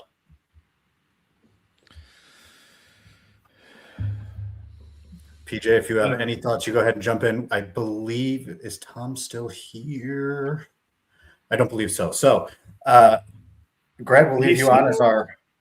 Is he still here? If did I miss him? I don't know. Maybe not. As our Dynasty maestro, Greg, I'm going to leave you on because I have a question for you. Go ahead. What do you think of this draft so far? What's your general thoughts on how the board's going? I think in a draft like this, guys are going to be aggressive, and we've seen that definitely. Not to name anyone, but yeah, it's a get your guys draft for sure. And in these dynasty drafts, you're going to see people go very aggressive on youth. So you're going to generally see the veterans kind of sit there, and they're going to become really good values when they're drafted. So, I mean, Matt did a really good thing there and grabbed Jordan. He was the best hitter left by far. But I mean, in Dynasty, you play to win, right? So all of us, except for one of us, is doing that here right now. So this is not surprising to me at all, especially with all the smart minds we got in this room. So, all right, Greg, thank you so much. We do have Tom. He rejoined us again. So, Tom, walk us through. What are you thinking? Where's it going? How you doing? I'm sorry, my sound keeps cutting in and out, guys. I'll make my pick and then I'll jump off. I'll give my 2 cents. Really glad that Greg did not take my pick here. I had a target and I didn't have a lot of guys to fall back on, especially after Matt took Jordan. I was going to be really excited to take him, and combined that kind of power with Junior Caminero would be great. I know I got some other categories to make up later, but didn't do that. Anyways, going with Bryce Terang. Love the speed upside, and again, I covered the second base preview, and so I know that there's a big teardrop coming up. So I'm just providing myself with more flexibility down the road. I got some nice power, and I got some speed here, and I'm covering 2 positions that I feel are kind of shallow. So I like my start. I like a lot of people's starts, though. The teardrop is mine because I kind of was really hoping I could get Terang on the way back. So when you talk about the big teardrop, that's just mine. I appreciate it. Good call. And I think starting with second and third base is really a solid move. So, Tom, thank you so much. Appreciate having you on here. And we will move on, I believe. Will, you are on the clock, if I'm not mistaken. Sure am. Someone's got to be the pitching guy. I don't love it. I don't really think that it's the right move, but none of these hitters really excite me. I mean, if we're in a league so big that Bryce Terang is going in the second round, I just don't think it's an illustrious list. Pete Alonso, I don't know. Did they fix the wall on left field in Camden Yards yet, or did they not? Because that's. You mean Baltimore? Yes, correct. Nice. They killed Ryan Mountcastle for that. So I think he's taking a pitcher. Yeah, so I'm between Christopher Sanchez and Hunter Brown. I actually thought about Brian Wu because I love watching him pitch. One of my hobbies during baseball season is watching the Mets getting angry, turning on another game to calm down at bedtime. And I watched a lot of the Mariners, and they would soothe me to sleep with their beautiful pitchers. So I thought about Wu, but can't do it. Mets fan, can't do Sanchez. So Hunter Brown is going to be my guy here. And I guess I'm the pitching guy now. So hey, Wu might be there when you come back in the third round. When I am in 19th place in June and both my pitchers are on the IL, I will, I was going to say if my team sucks and they're healthy, I can trade them. But, if they get hurt, you might see some empty lineups. But I don't know. I'm excited by the idea of having 2 top 7 or 8 pitchers. And, I guess it's my thing now. So you sound so happy about it. Yeah, I mean, there were just no hitters I was super pumped about. There were some younger guys, but I felt like it was a reach. And, with the way it's coming back, I'm up again in 12 or 13 picks. So there's enough of the, exciting but not falling over myself, to reach for them type guys left. So, I thought about it hard. But, I have 3 Savant pages pulled up right now. Wu and Brown. Learned nothing from them. Just ton of red on all 3. All right, man. It was purely just looking at ages. So, all right, man. Well, we appreciate it. Pocket aces, never a terrible strategy. Let's see how that hitting comes together for you. So Lucas is picking now. He decided to drop in the chat. Everyone knows I'm the resident Orioles fan. He waited till we talked about it to pick Pete Alonso. So there you go. And I'm going to pull up Matt Cease because he is our next person here that is going to have a pick. So Matt, welcome back. You are not up right now. That would be Mr. Adam Keel, but you're up soon. Are you nervous? So much has happened. I don't even know where to start. We're looking at a second round pick where I might be following up Aaron Judge with like Nico Horner because the gap in second base is so steep and it's man, this is a tough one. I can't lie. That's pitching, I think, might be the route that I go here. Pitching or youth, and with don't go youth. I know you've stolen them all. I can't. You should rebrand to Trevor Youth. Oh, I love it. That's nice. Good work. I'm looking. I'm trying to find some younger arms here. I think somebody that's projectable that has tremendous upside is kind of the way I'm going to go with the arms here. For those listening on audio only, the banner ticker just says Trevor Youth, Trevor Youth, Trevor Youth on repeat. That makes me so happy. Oh my gosh. I'm going to be peer pressure into taking only prospects this every round this draft, no matter what. Man, in 2032, though, your team's going to be something to watch, Trevor. Look, it's not like it's like Griffin and McGonigal both are up this year. It's not like I'm punting for 6 years. I wanted Griffin really bad, so I took him, and then McGonigal, I felt my analytics team was peer pressuring me into it. I think the right answer here, though, is you have to, at some point in this draft, get Verlander and Scherzer. You have to buy it. Like, you have to even it out. It's the right way to go. Law of averages, I get it. Exactly. Someone's going to do a regression analysis on, average age of team, and Trevor's going to still end up middle of the pack because he's got 17 40-year-olds and 17 guys at 16. Listen, I'm using my head as he says as he takes 3 more Tigers. What's crazy and dumb about how I play fantasy I think baseball, Robinson Cano should be your second baseman, Huth. I genuinely think if you were to take all, I want to say 5 as an estimate of my teams, you could count on one hand how many players are over the age of 30. It is a problem that I have. It's not a bad problem to have, genuinely. But what about the players over 40, Trevor? You can count that without any fingers if you wanted to. Although I did try to get Justin Verlander in the 30 team, it did not work. Didn't have enough money in the auction, spent too much on Kyle Harrison. But that's a story for another time. I can make Jamie Moyer available if you need me to. I'm going to be upset if you don't. Okay. All right. Adam is down to like 90 seconds. So I wonder if he's going to time out or if he's. Let's see if he's. I don't know. They make them all the time. I was busy today. Adam's a co-manager in a league of mine. I told him that he can negotiate trades and the people can talk with my attorney. Lucas is going to start using that line in one of our leagues.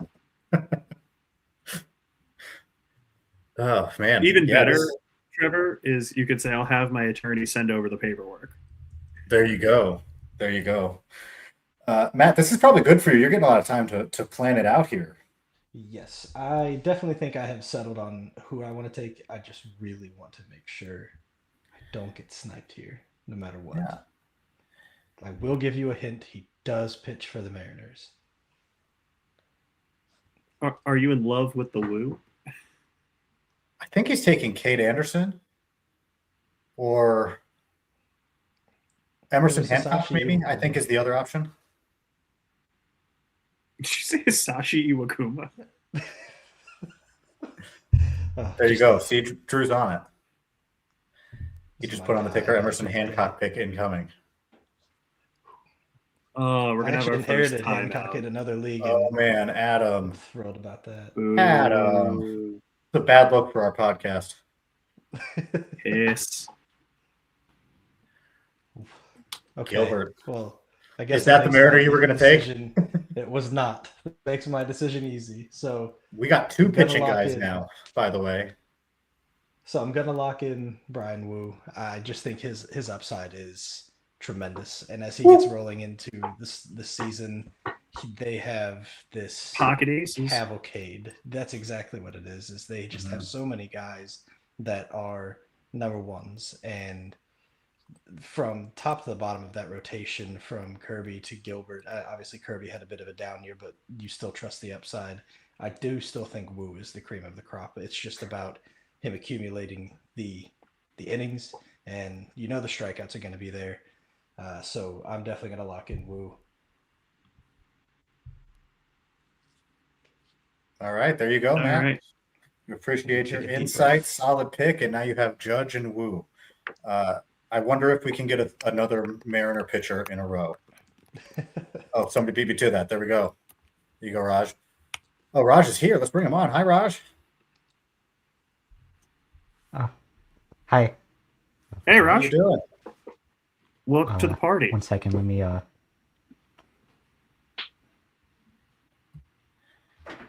Hey, can you hear me? Yeah, we you're all gotcha. good. Okay, good.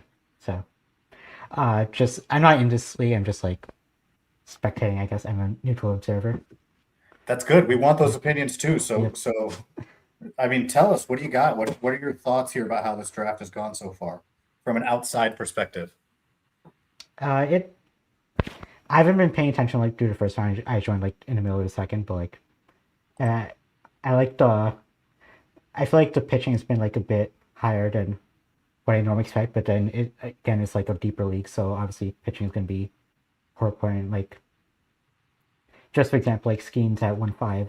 Like, I was surprised to see him over Gunner, but given the context of the league of like pitching being important in such a deep context, I say it's more important to get that kind of guy early.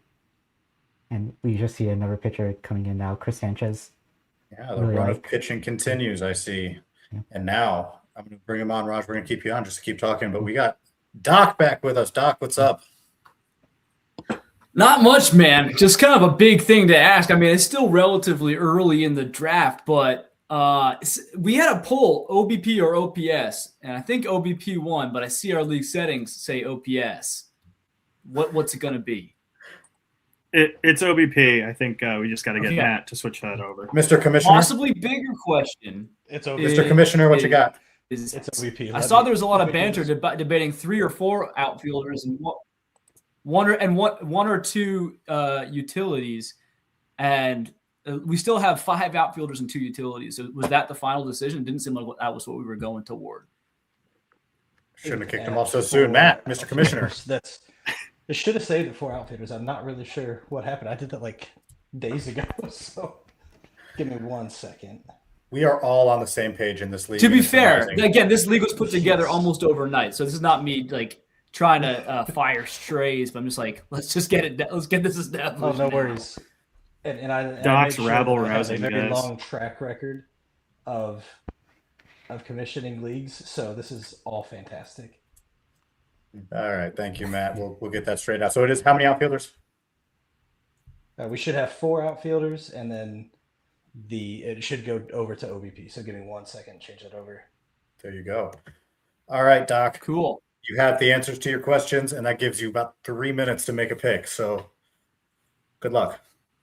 All right, but you're welcome, league, by the way. Sacrificing me talking about how amazing my team's going to be, or whatever strategies I'm going with, just to make sure the league had everything locked down. Yeah, these will be my last 2 picks before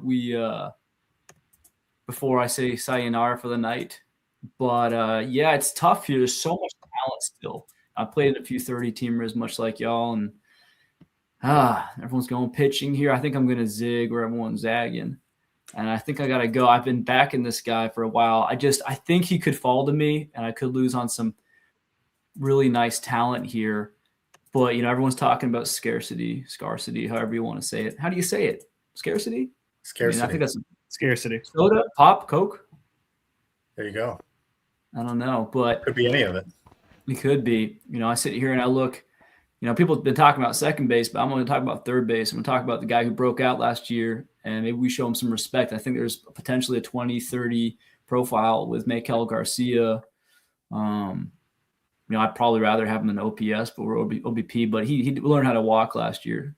He's like my little baby girl. I got a 1-year-old. She just learned how to walk, and Maikel Garcia is like little baby JoJo, and he's going right here just to be safe, because I'd be so sad if he goes.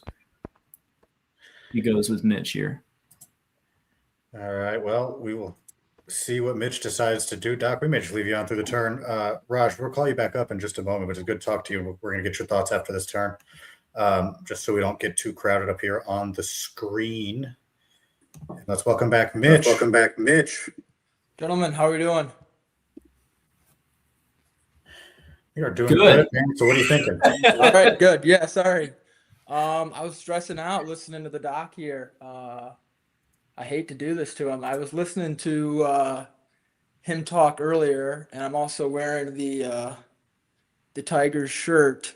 He's not gonna. So, Mr. Max Clark, come on down.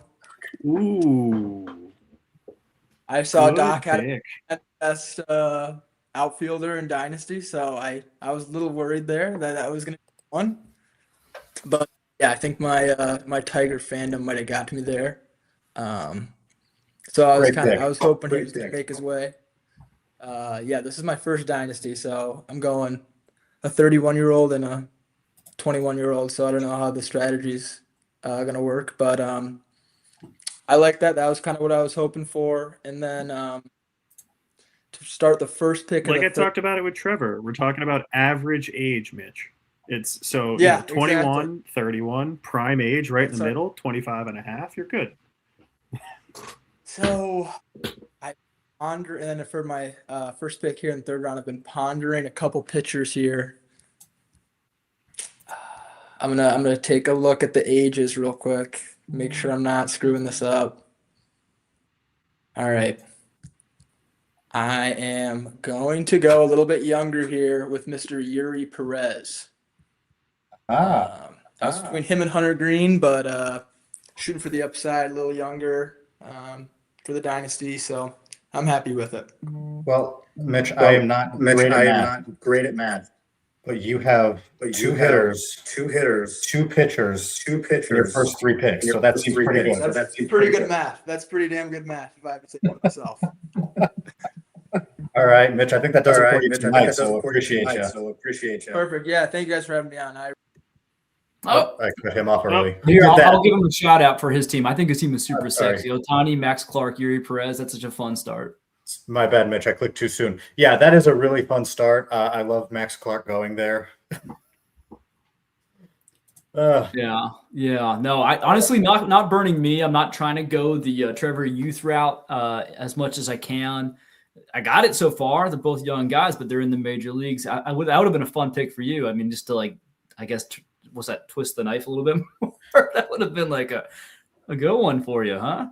I would have, but I'm so excited to see which Royal you're going to take now, Doc. I mean, realistically, if I wanted to get a pitcher here, like I could do it, right? Could go with what's his name? Asa Lacy. Kendrick Churio. No, I'm more of like Asa Lacy guy. I'm that Frank Mazzucato stan, as the kids would say. I really thought Mazzucato was going to be so good. I really believed in him. Do you just take Vinny for the vibes, or Vinny P for the vibes here, and just keep Royals?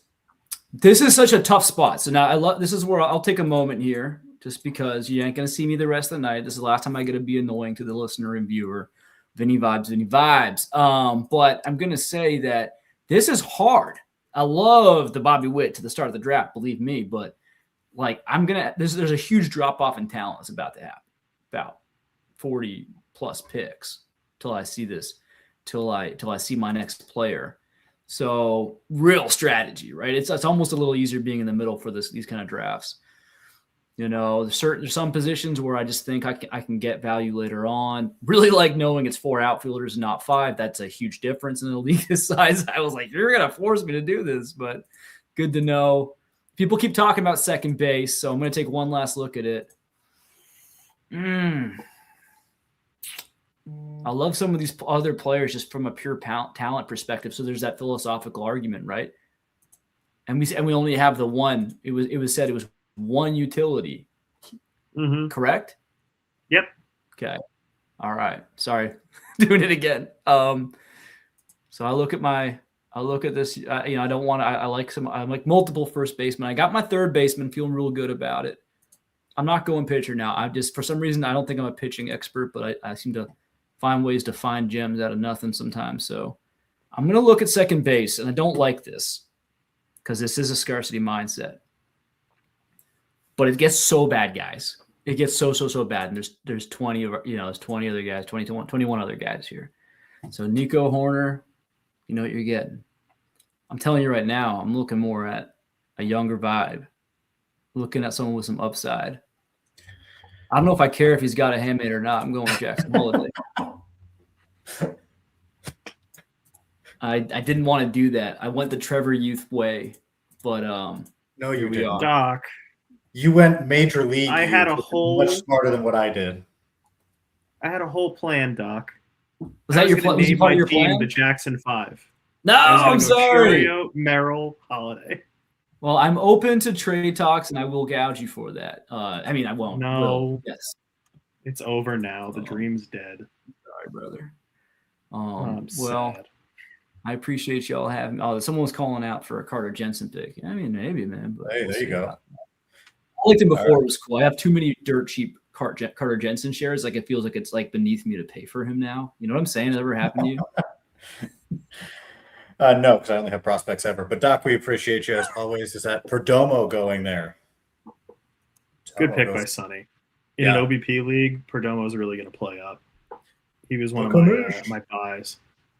We're all fixed. I promise I will not go Adam Silver on anybody ever again. Matt, are you going to take Jackson Jobe? Any Jacksons anymore? I definitely think I'm going to pass on Jackson Jobe. I think I'm going to steer clear of the Tigers. It just puts too bad of a taste in my mouth. No offense, Trevor, of course. Jackson Kowar?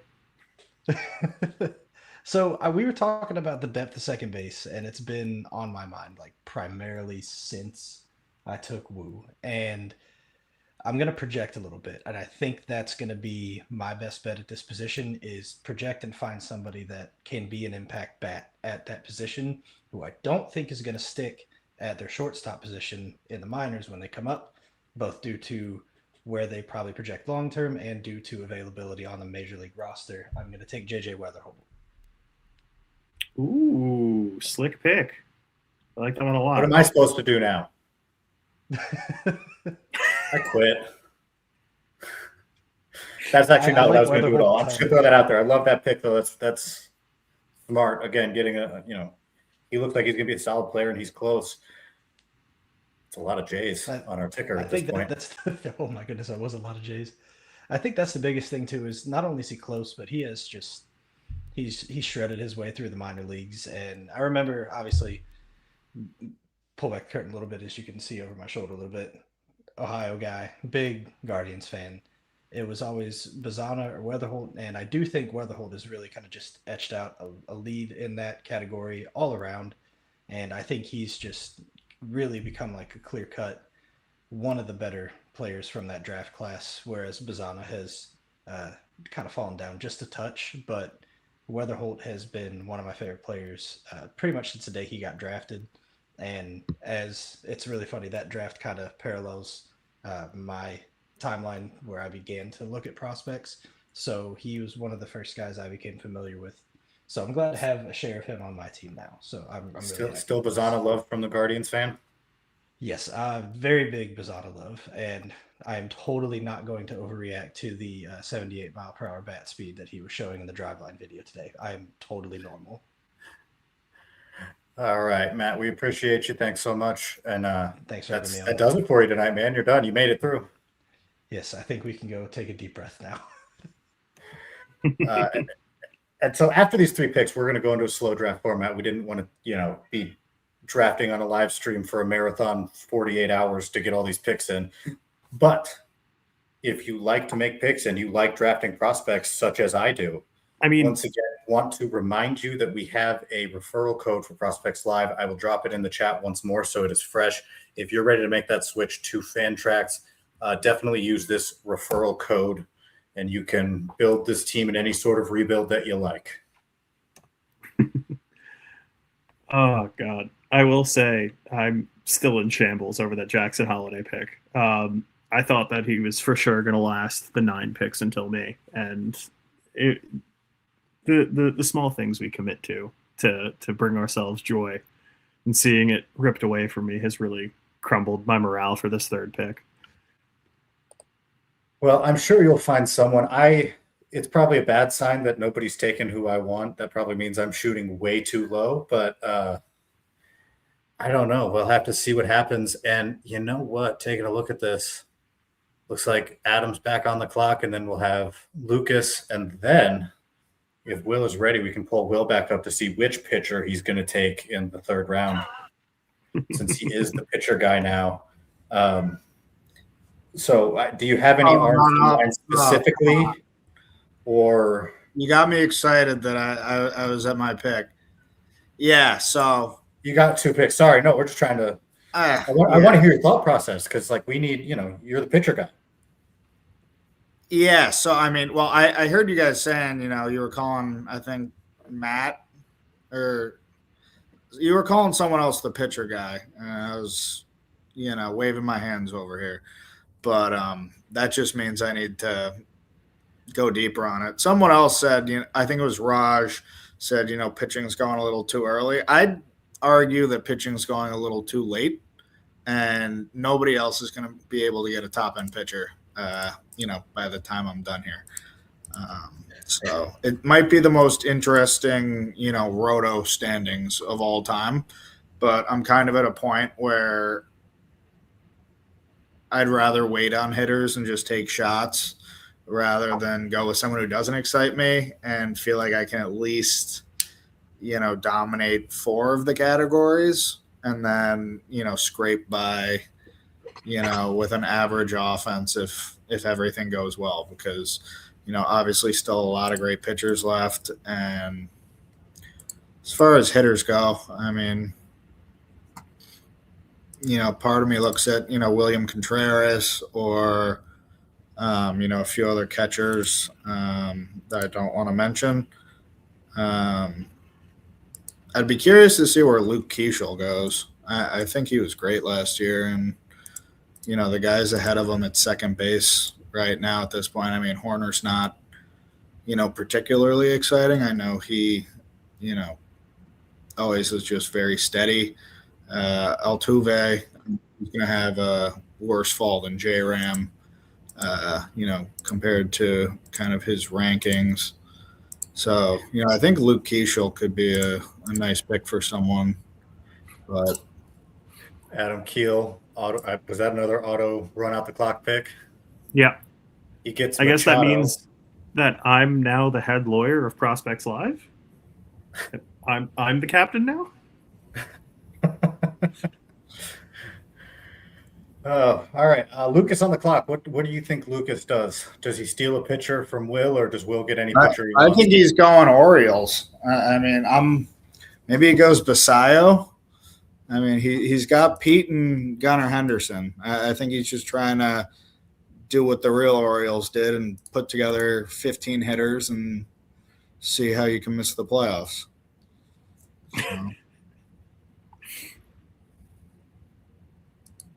I mean, not a bad strategy.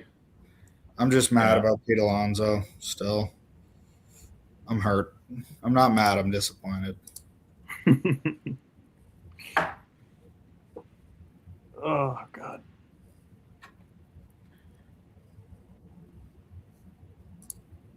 If there's one thing this experience has taught me, it's that I need to upgrade my laptop because my 9-year-old MacBook is wheezing.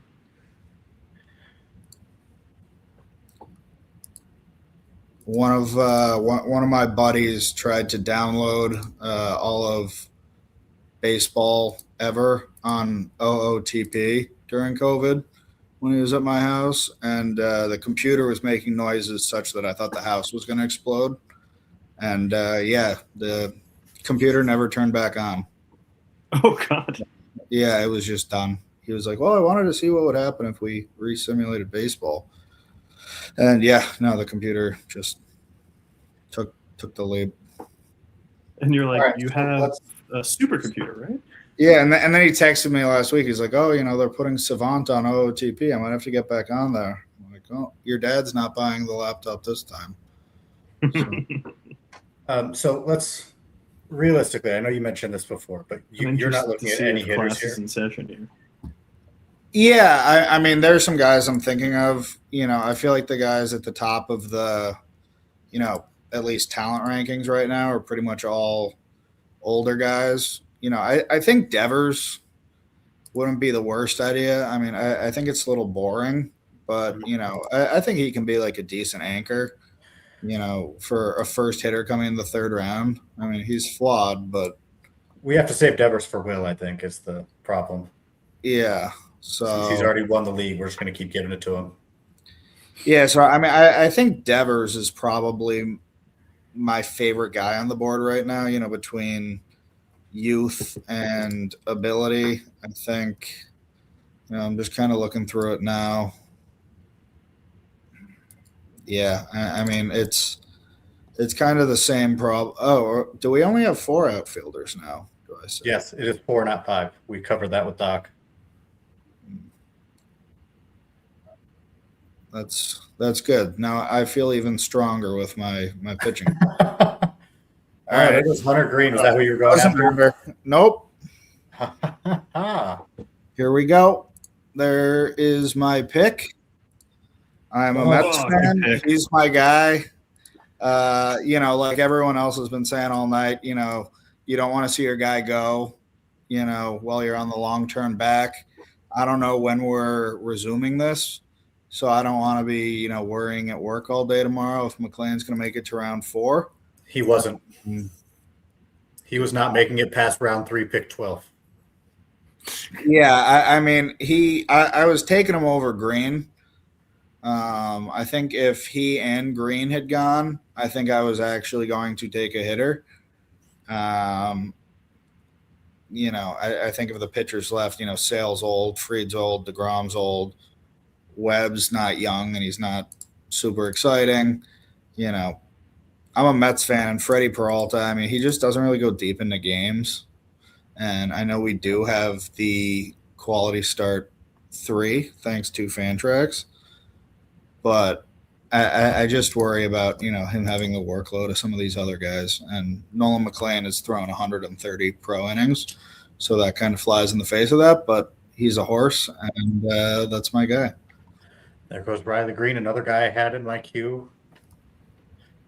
Just ruining it. Nice pick, Tom. Will, appreciate you. And thanks, guys. Yeah, solid work tonight getting pitching, and we'll teach you what hitters are tonight, and we'll get back to that tomorrow. Looking forward to learning. Thanks, guys. All right, Greg. I just got sniped. You wanted Green? Or McLean or Green? I wanted Green. Riley. Thank you. I was going to ask. Yeah, I kind of did too. Not a good run for me. So where do you go now, Greg?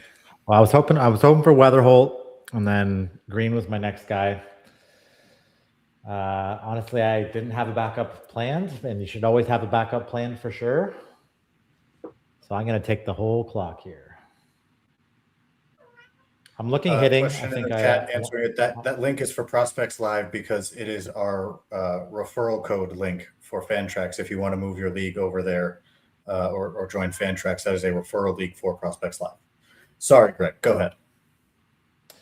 I was just going to say I want to get a hitter here. I think I want to build my base of hitting. I've got Ellie, who's got the power and speed combination, so I could go for a slugger that doesn't have a lot of speed and still be okay, because I think Ellie kind of covers 2 or 3 players worth of stolen bases. A lot of the better hitters right now are shortstops still, so and I've got that position covered. But we have a MI position as well. Is that correct? Yep. So I could take a shortstop if I absolutely had to. Some advice for you, Greg, from Raj. Yeah, Elijah Green, he is still there for sure. I mean, yeah, 40 plus strikeout rate. Is that a category? Could be. Listen, all the categories I recommended got shut down almost immediately. So things like position, player, innings pitched, I thought would be a fun category. We didn't like that one. I don't remember any of the other ones, but I was just recommending dumb categories for the last week. It's been a great time for me personally. You've really been in your element, Trevor. Tom just rubbed in even more. Said, "Take that, Greg." You know what, Drew? If you want the team, you can take it. It's off to a start. It's one of the top 22 starts in this league.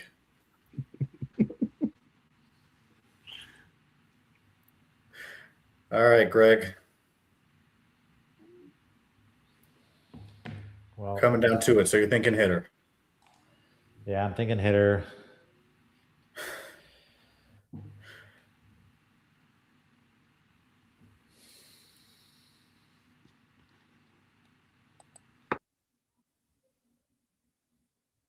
So when you're building a dynasty team, we always talk about our rankings being kind of a 3-year out type ranking.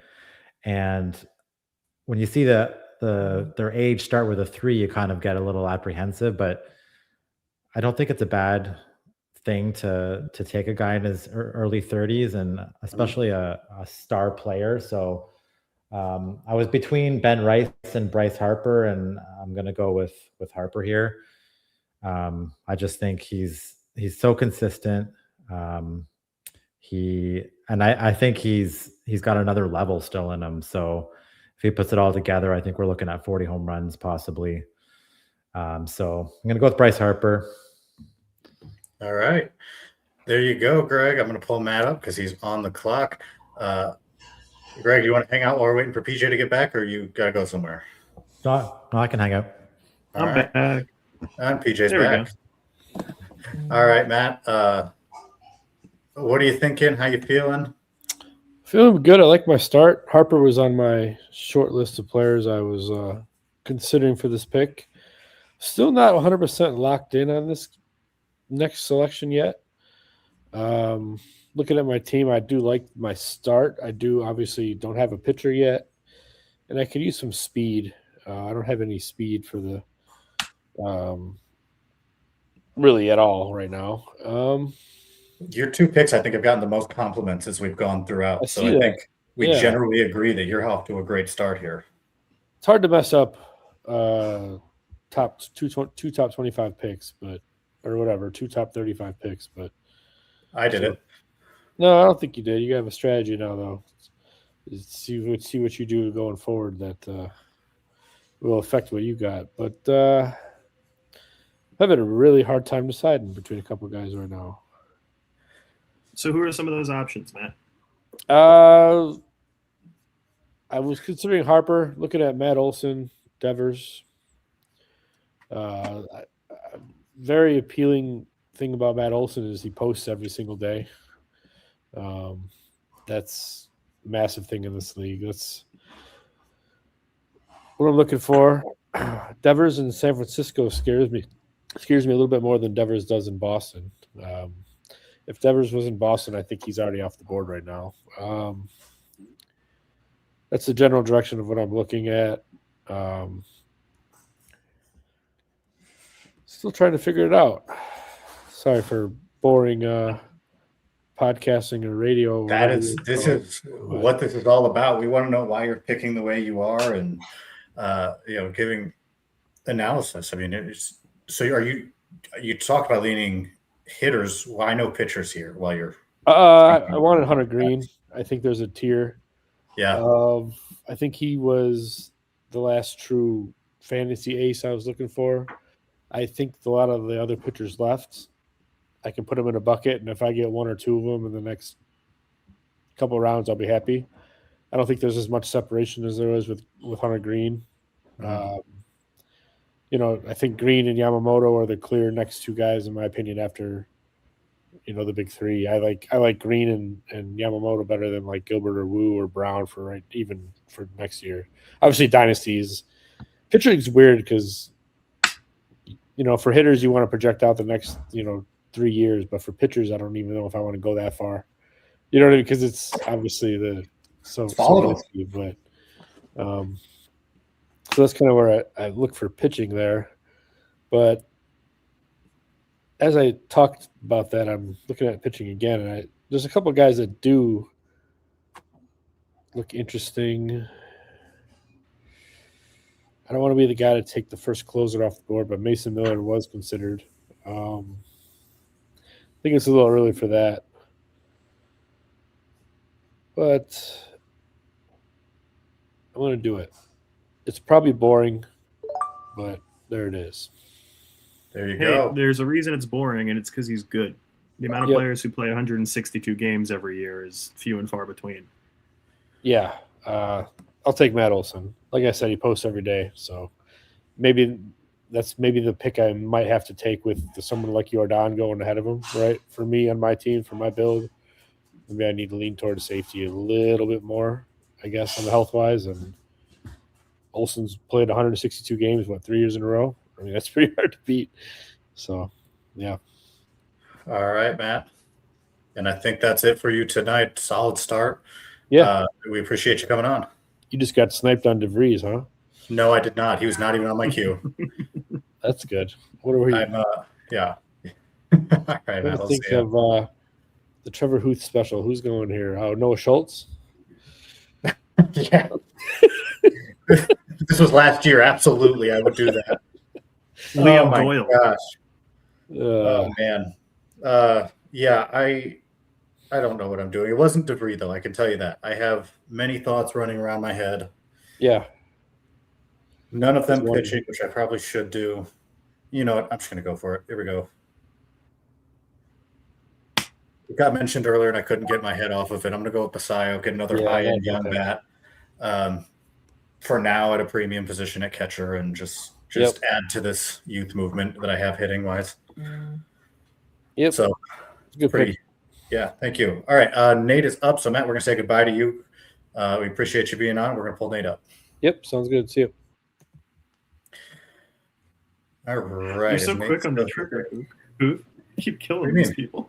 I do. I'm sorry. I'm like trying to keep it moving. I think you might have just made my pick for me. I got a few I'm debating here, but I think I do know who I'm going to take.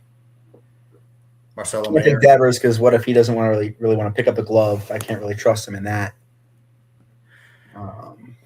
I would assume like Marcelo Mayer or Christian Campbell or. I could. I really could. Henry Godbout, baby. Come on down. Kyson Witherspoon, it's your time. There you go. Anthony Ianson. You know what I think I might have to do? I'm all aboard on this guy. 2026 AL Rookie of the Year. I got to get my catcher. Carter Jensen, love it. Big Carter Jensen guy. I probably should have done that instead of Basayo, but we live in the world we live in. I love that pick. Yeah, no, great job. I don't mean to disparage either of you, but neither of you picked the correct catcher. The correct Are we catcher giving it a catcher run is here? the gentleman with the captain? blood red savant, Benjamin Oh. Ramos.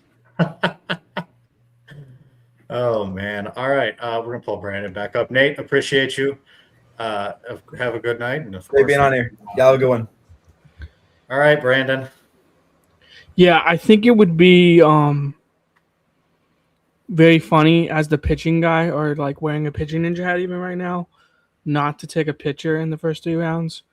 I didn't. Yeah, I actually I was thinking Matt Olson, and that wasn't even a Braves homerism. I think PJ said it best. Guy posts and plays 162 games in the first base position. Like I think he's in that tier of like 4 to 5 players at first base that are worth picking. So I think that was a really solid pick by Matt. That catcher run is a little interesting. I think I'm going pitcher though. I'm gonna keep it simple, stupid. This is a get your guy pick. I'm going with Chase Burns. Great. Interesting. I thought you were gonna take Schwellenbach. Yeah, so Homer, get your guy pick. yeah, no, that would have been the real Homer get your guy pick. Schwellenbach is probably a top 25 pitcher right now, but the elbow stuff is kind of scary. I know Burns has some scary stuff, but there's talks of him adding a nasty changeup. I believe in the fastball and the slider. Much like Hunter Green, I think his command is good. So I think he's going to dominate very soon. And this is like a PSA. I would grab Burns stock before it's too late. I think he's going to be a really good pitcher this year. So yeah, I've liked Chase Burns for a while since Tennessee. He's a dog. So yeah. All right, Brandon. Love the pick. Pitcher guy got a pitcher. Appreciate you being on. Appreciate That's it. gonna do it for you tonight. All right. We got Harris on the clock now. We got a couple picks. I'm gonna bring Raj back out because I feel like we got him cut short. Raj, what are you thinking, man? A lot of picks since you were last on. Yeah. Are you I really confused by all your coworkers? Do you think we should be much smarter than we are? Or what's going on? No, I really like the recent picks. Definitely Burns. Like, he was not so great in the major leagues, like on the surface, but his peripherals like 265 FIP. Like, he does. You could argue he doesn't need to change up, but adding that change up will only make him better. And then Ben Rice, big fan of him. Carter Jensen, big fan of him. Basayo. Lou Devise is good. It works with the rest of the roster. Yeah, I don't know. Messing with you. I like Basayo. Really like your youth movement you got going on with Griffin McDonald, top 2 prospects in the game. And Basayo, he's like, to be honest, I mildly prefer Jensen just because like the short sample in the majors, but Basayo, I agree. You get that catcher and also like maybe even first base eligibility, so you get that like bit versatility, and McDonald too, I guess, versatility as well, because he's not gonna, I should have taken Jensen. I thought that immediately after Jensen got taken, but I have just diversifying. I don't have any Basayo shares. Much So I'm prefer trying to have some Basayo fun. between the two. Do you? yeah, it Much depends on prefer like how much you buy in on his big league sample, which admittedly wasn't that big. Yeah, It was 31 games. That's not nearly enough time. I mean, I it's a think career for between some the two- people. I wish I played Yeah. 31 games in the majors. I am also going to pull up Ray Kuhn, who we haven't heard from tonight, but he just joined and he's up. He's on deck right now to pick. Ray, how you doing? Good. What's going on, guys? Appreciate you joining here for your last pick. Do you want to talk to us about your start with Kurtz and Chisholm? How do you feel about that? I feel pretty good. I mean, I like Kurtz a lot. I thought at 17 that ended up being really good value. The problem is when I'm looking now, it kind of takes first base off the board for me, I think. So it does hamstring me a little bit. Luckily, Olsen and Harper were both just taken, so it made my life a little easier. I was thinking about Rice with this pick, but then he went 2 picks ago also. So I feel like he can go in a lot of different directions here. I think Kurtz at least gives me the youth. Chisholm's still 28. So I feel like that also lets me go either way with the build at this point. Yeah, for sure. Do you have any idea, or are you thinking pitcher, or do you want to go hitter again? I feel like I should go pitcher, but I'm thinking about going with another bat. It's just a matter of where I go at this point. Given that it's a dynasty league. If this was redraft, which is what I've been doing all winter, then I'd have a lot better idea. And then I think also the fact that it's the 3rd round, but we're dealing with a 22-team league. So it's pick 61. You have to look at things a lot differently. So from that aspect, I was kind of happy to end up pick 17 because I got the wrap pretty quick around and I was able to grab Chisholm, which is obviously the better spot than where he's going in redraft this year. For sure. And now you are on the clock. So the moment has arrived. Moment has arrived. I mean, the problem is there's a lot of pitchers I like, and I feel like in dynasty leagues, it's a catch-22. I feel like I'm forever saying, okay, I need more pitching, but at the same point, you never know. I mean, I think it was last year I grabbed Nolan McLean in like the 5th round or like something crazy of the first-year player draft, and now look at McLean. So I think it's a lot easier to uncover pitching, and I think it's also a lot harder to find the pitching. Pitching obviously is more volatile as far as injury. So it's a catch-22, but again, there's a lot of guys that I like from an arm perspective here. So I'm thinking of, okay, I am just going to go with another bat. And then again, the question is who? I didn't necessarily want to go with an athletic stack. but it's looking like I kind of have to go there, especially since I don't have an outfielder. And I feel like, again, even though we're starting 4, outfield is going to get thin pretty quickly. So I'm trying to kind of Clark incoming. So I mean, I'm kind of trying to talk myself into and out of Rooker at the same point. Turner and Devers, I think, are both great, but I mean, Rooker's 31 for that matter, so it's not. So I'm not necessarily buying myself too many years, but again, with Turner, the value is in the legs, and I don't see that aging completely well. So it looks like Rooker is going to be the pick, and then I'll come back and kind of smash pitching. Good to know. Now we know a strategy. Write that down. Or at least I say that now, and it very well could change.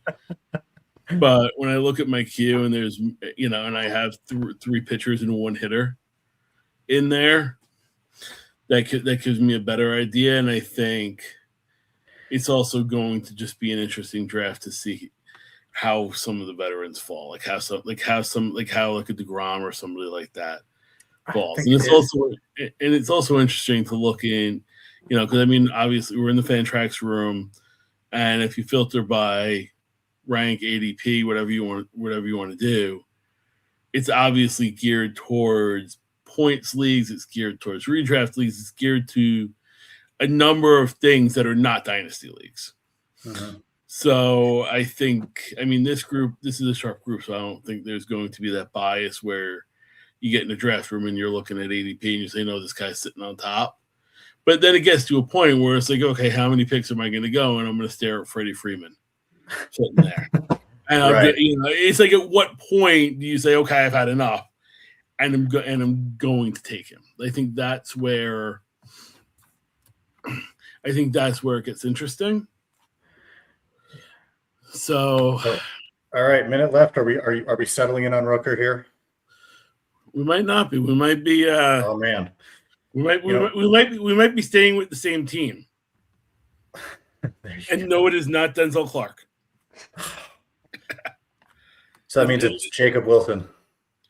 It might be Lawrence Butler. Might be Lawrence Butler. There you go. I think it's really interesting that we have teams like usually in the first three, you'd feel like you'd want to take a pitcher or, a couple hitters or a couple pitchers and a hitter. Like you get a little bit of everything. I feel like for the most part, you're either taking pitchers or hitters right now is how this board is falling. And I find that super interesting. Yeah. Tyler Soderstrom, there you go. I figured I'd go with the 6-year age gap. Mm-hmm. That makes sense. I was thinking Soderstrom immediately when you talked about taking somebody from the Athletics. So I'm with you there. We're going to bring Ray. I appreciate you coming on. Sorry you couldn't be here for only but your last pick, but your insight's fantastic. We appreciate you. All right. Thanks, man.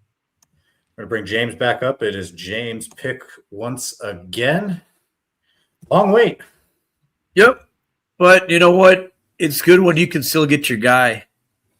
I'm surprised that he lasted as long as he did. Is this the guy you sent like right after you made your second round pick and he just lasted all the way down and back? No, it's kind of like, again, you're waiting 20 picks and you don't know who's going to fall to you. You're just hoping a guy that can straight up ball, that's young, that's a stud is out there. And I know he's maybe not as highly ranked right now, but I love the age and the upside. Give me C.J. Abrams. You need a middle infielder.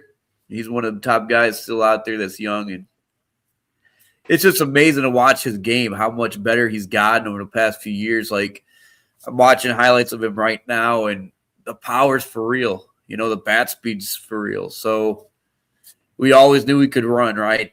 So we know he's going to have stolen bases, and I think it's just a good start of where I'm at with power and speed, and we know he can hit. So all these guys, and that's the thing when you're looking at young guys, right? Nobody's a finished product yet. So they can keep getting better as they get used to the game, as they have more games under their belt.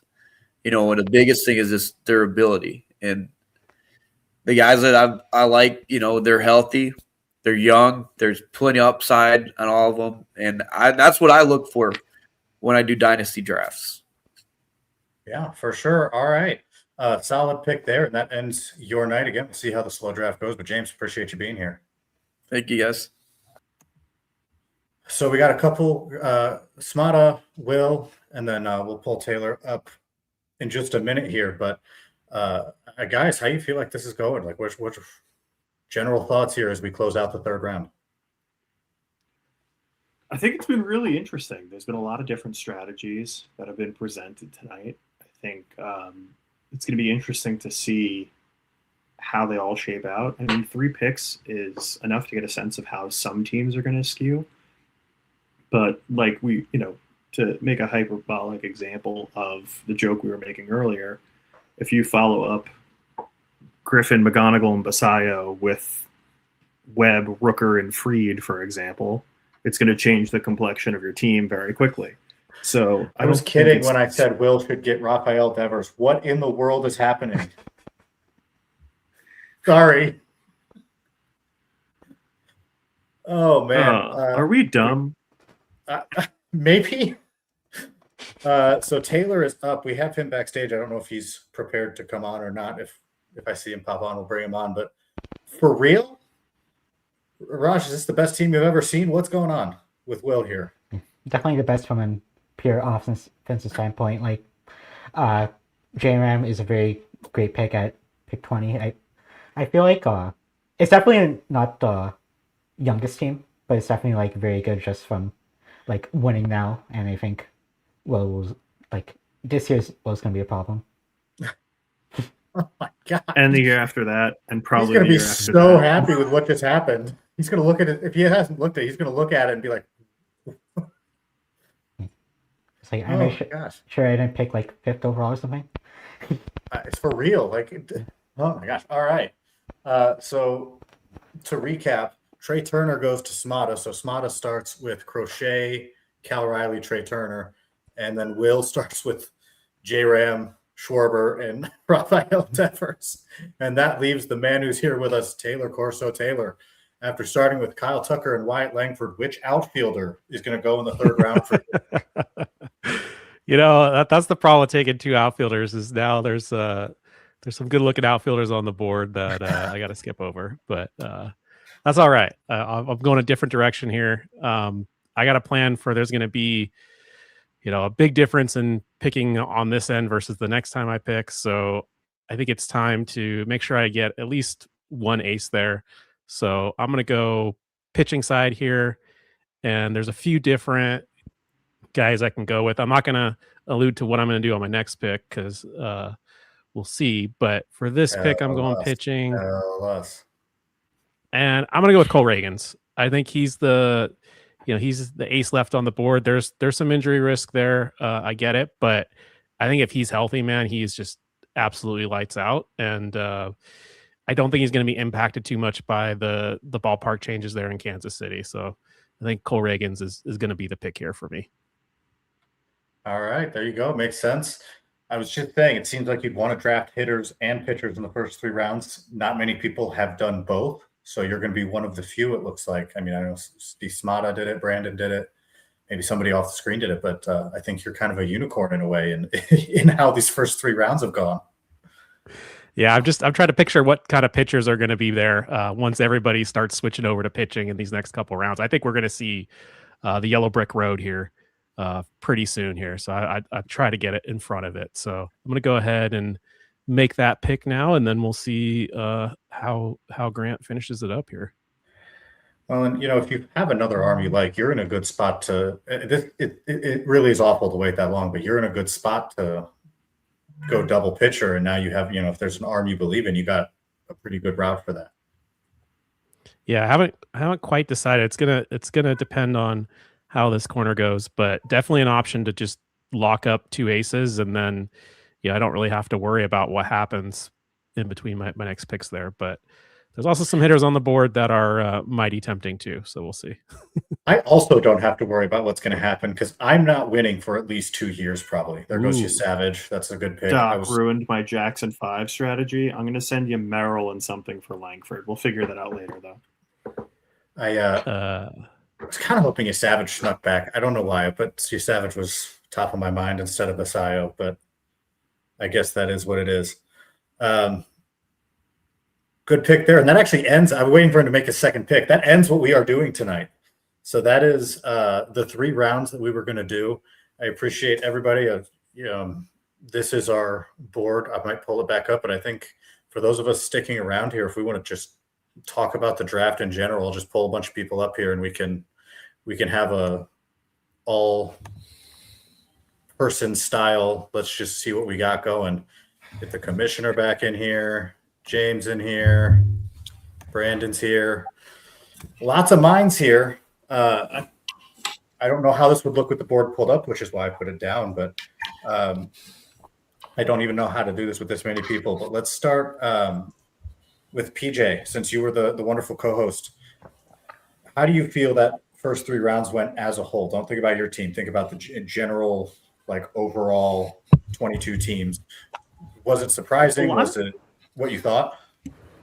Honestly, it was pretty accurate for what I had expected coming in. Not a lot of guys that I'm looking at on the board who I figured, should have been picked in the top 3 rounds that weren't. I think there's a lot of really interesting strategies and builds, and I'm excited to see how everyone rounds out their squads. It's going to be a fun, another 62 rounds. 62 rounds one day. I'm into it. But I'm excited. It's been a lot of fun. All right. Greg, I'm going to toss it to you now. Why did my team have the best start of anybody in this draft?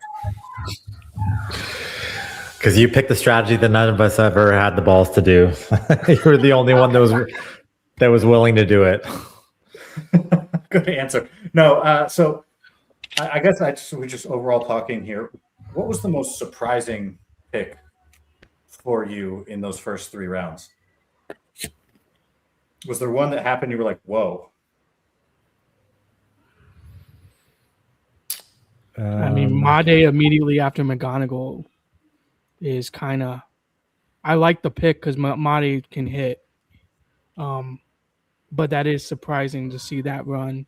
And then that's how you scare people into taking Made in the second Right. round. And then DeVries after that. So yeah, I mean that's a really young team too. DeVries went? Oh, I missed that. Yeah, DeVries went. Yeah. Right before I picked again, people thought I got sniped on him. Would have been fun, actually. Anyway, yeah, I think that's a good point, Brandon, seeing Made go that early. But does he have a path in Milwaukee early this year? As soon as they got rid of all their third basemen, everybody seemed to think so.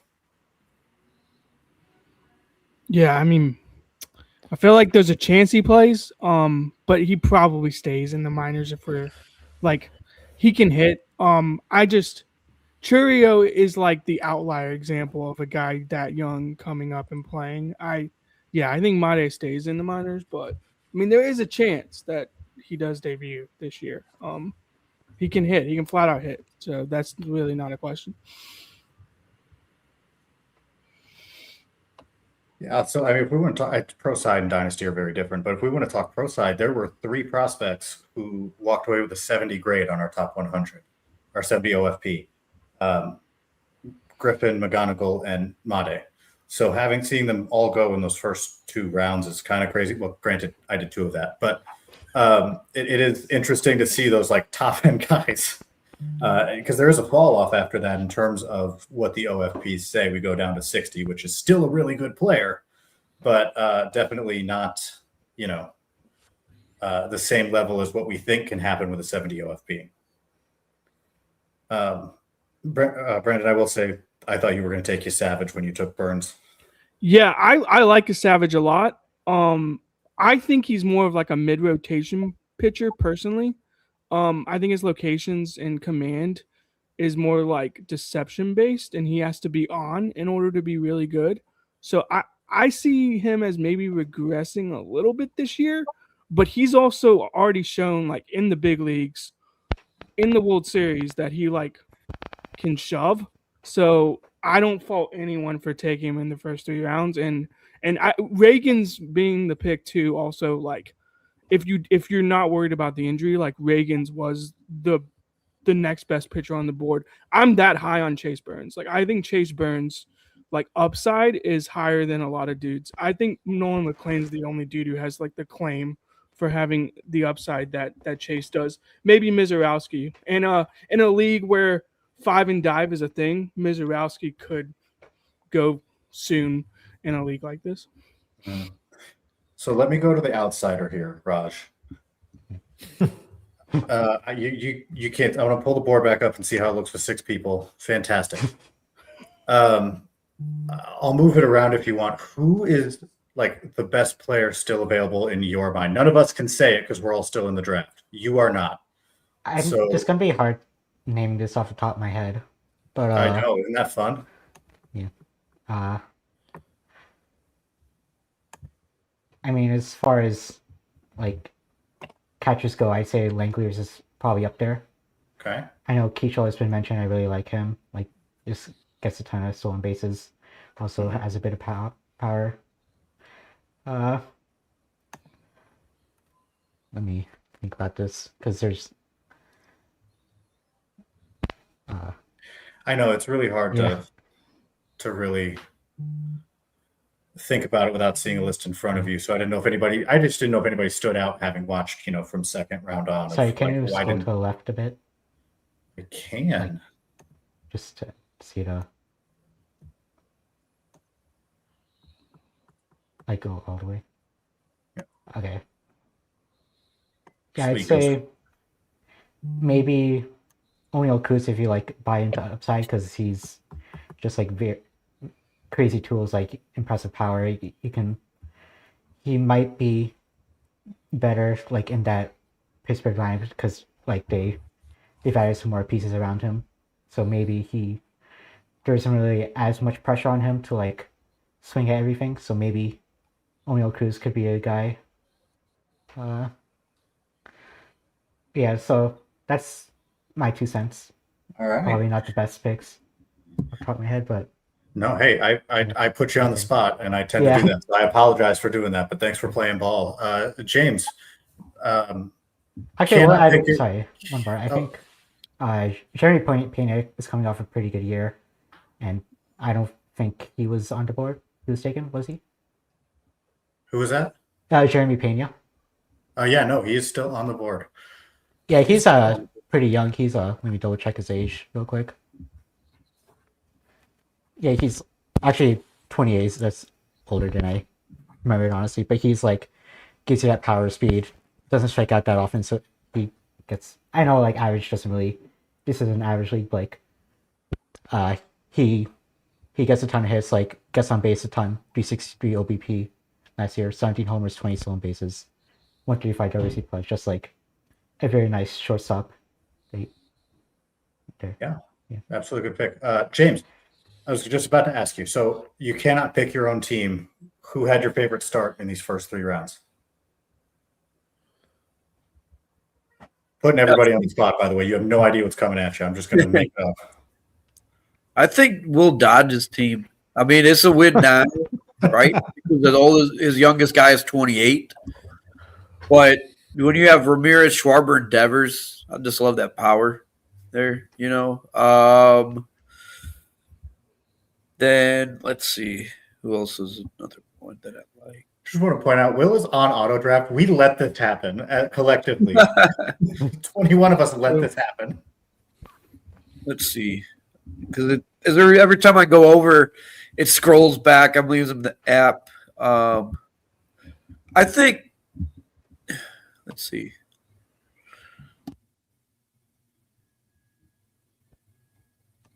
I like the last round too, Grant's picks, because you got kind of what you look for, right? Like you want to have always a pitcher.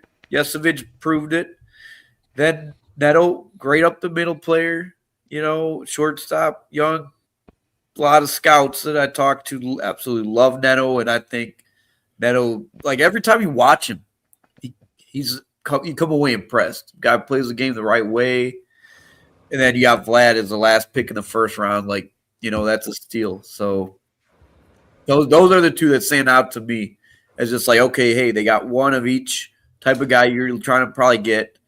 You know, just because I think always outfielders and pitchers are, you know, you always have a ton of to choose from. The only thing with me, like if you want to say strategy, I don't know if we want to go that route or not. The only thing for me with pitchers early is there's so much risk always, right? That you know it's harder to come by hitters. So I'm like, you know what? Let me get young guys that can hit, and then we'll worry about pitching, you know, a little bit later down the road. Again, 22 teams. It's going to be wild because once that run starts, 22 to 44, there's a huge gap in pitchers. You know, so that's only my takeaway. So it'll be interesting to see how the rest of it plays out, but I'm excited. Yeah, for sure. There's going to be definitely a run of pitching. I know it's the yellow brick road is what it was called before, and it's got to be coming. Maybe it's coming right now. We had 2 pitchers to end the 3rd round. Only time will tell from that point. But before we hear from anybody else, I do want to once again thank everybody who's tuned in for this, all 2.5 hours that we've had so far. I want to remind everybody that you can use our referral code, Prospects Live referral code. It's been dropped in the chat. I'll drop it in again here in a second. If you are thinking about switching, I would recommend switching over to Fantrax if you're not there already. It's a great platform. They have a lot of really good things, including a deep player pool, among other things that I don't even have time to mention, but they're a great partner for us here at Prospects Live. And if you're not there, make sure to go there, use our referral code.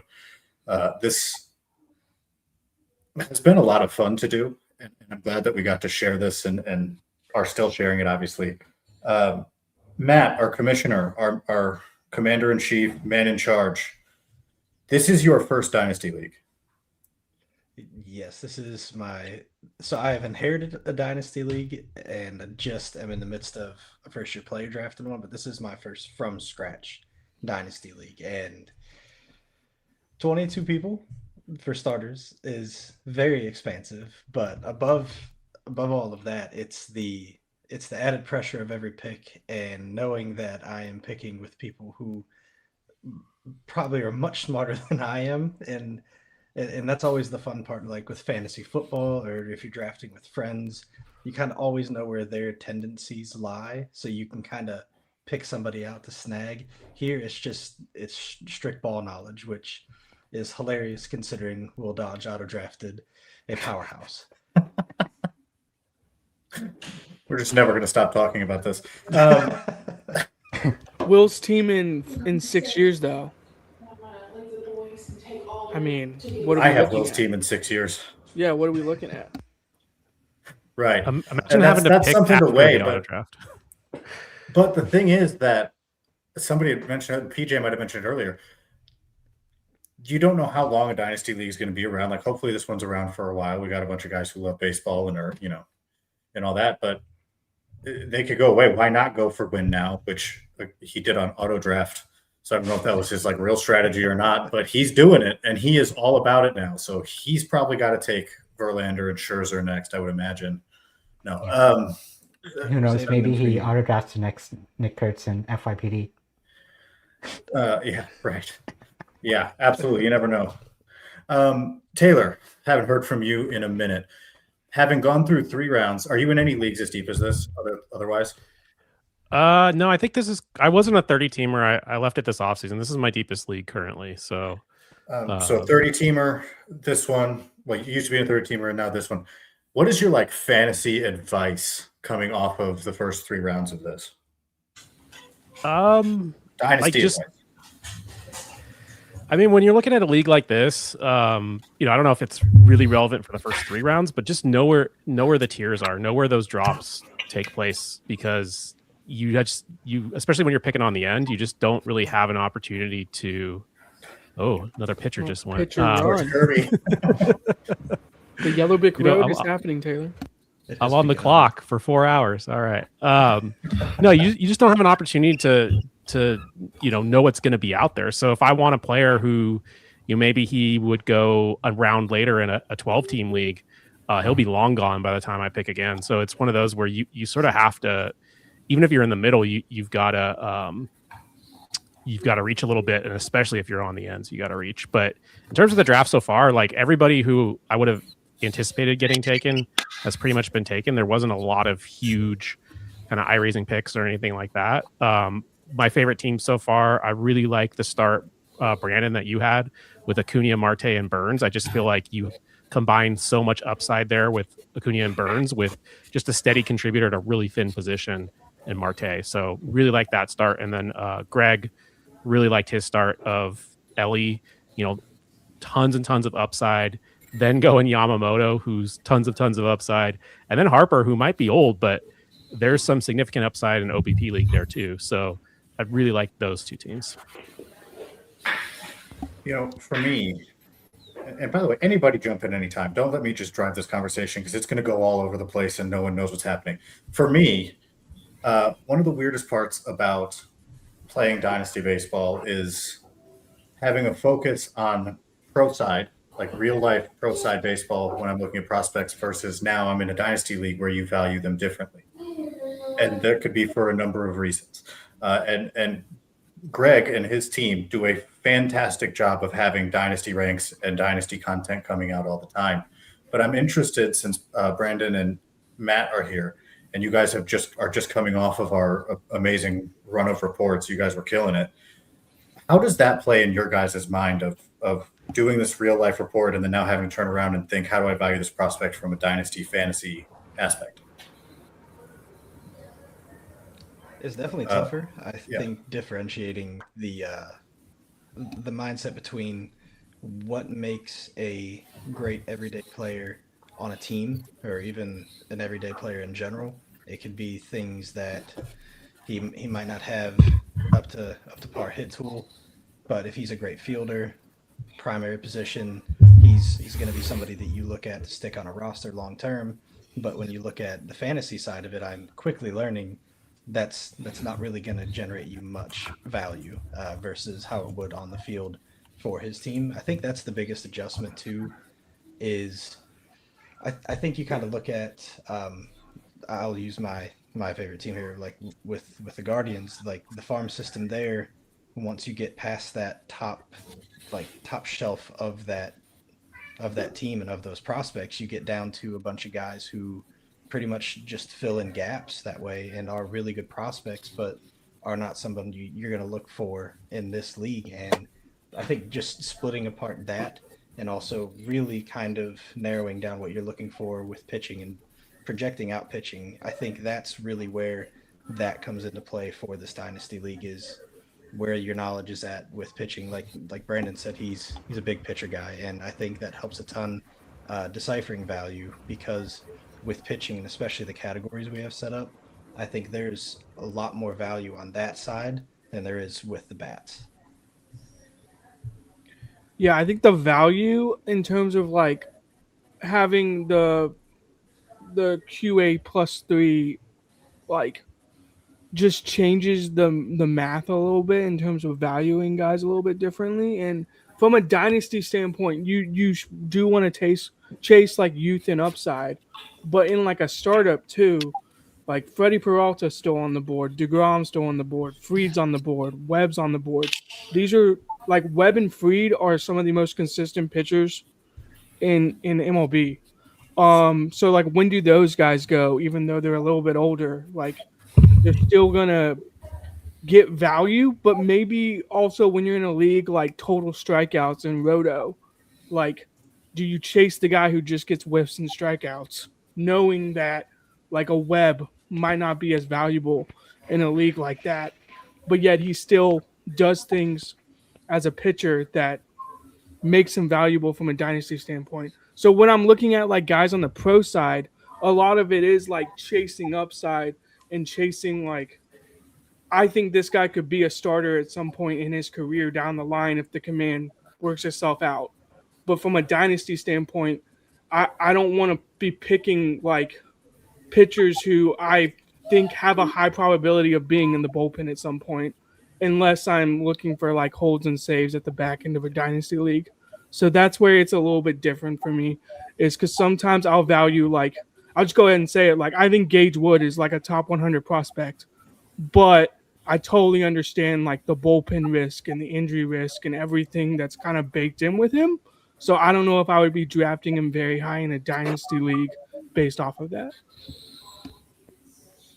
And also something to add is that like the pro side sort of drives the fantasy side, because this is like fantasy, but where the stats like based on MLB teams and like what their performance, which is, and the teams, the way they evaluate players is based on the pro sides. Like for example, let's say there's a very fast runner, like could probably steal 100 bases in a year. Like I guess like Chandler Simpson stole 100 bases. Like someone like Chandler Simpson, he's very good for a dynasty percentage just because like he gets that ton of stolen bases. But from a real life standpoint, like he doesn't defend very well. Like he could improve that, but right now he doesn't defend too well. Doesn't have that much pop. So like from a real life standpoint, he might not get as much playing time in the future if he doesn't improve, and that sort of drives his fantasy value, which would tank because he's not playing that much. Even though like if he were playing, he'd be a very good fantasy asset. Yeah, I think all are great points. I have in that league. I think all are great points. Who just went Seeker and Sale? There we go. Yeah, I mean, Sel's a good case of like he's an ace. He just won a Cy Young like 2 years ago, but he's also old. So it's like, yeah, from a dynasty standpoint, it's a little bit unique, a little bit different. But I will say that team is nasty.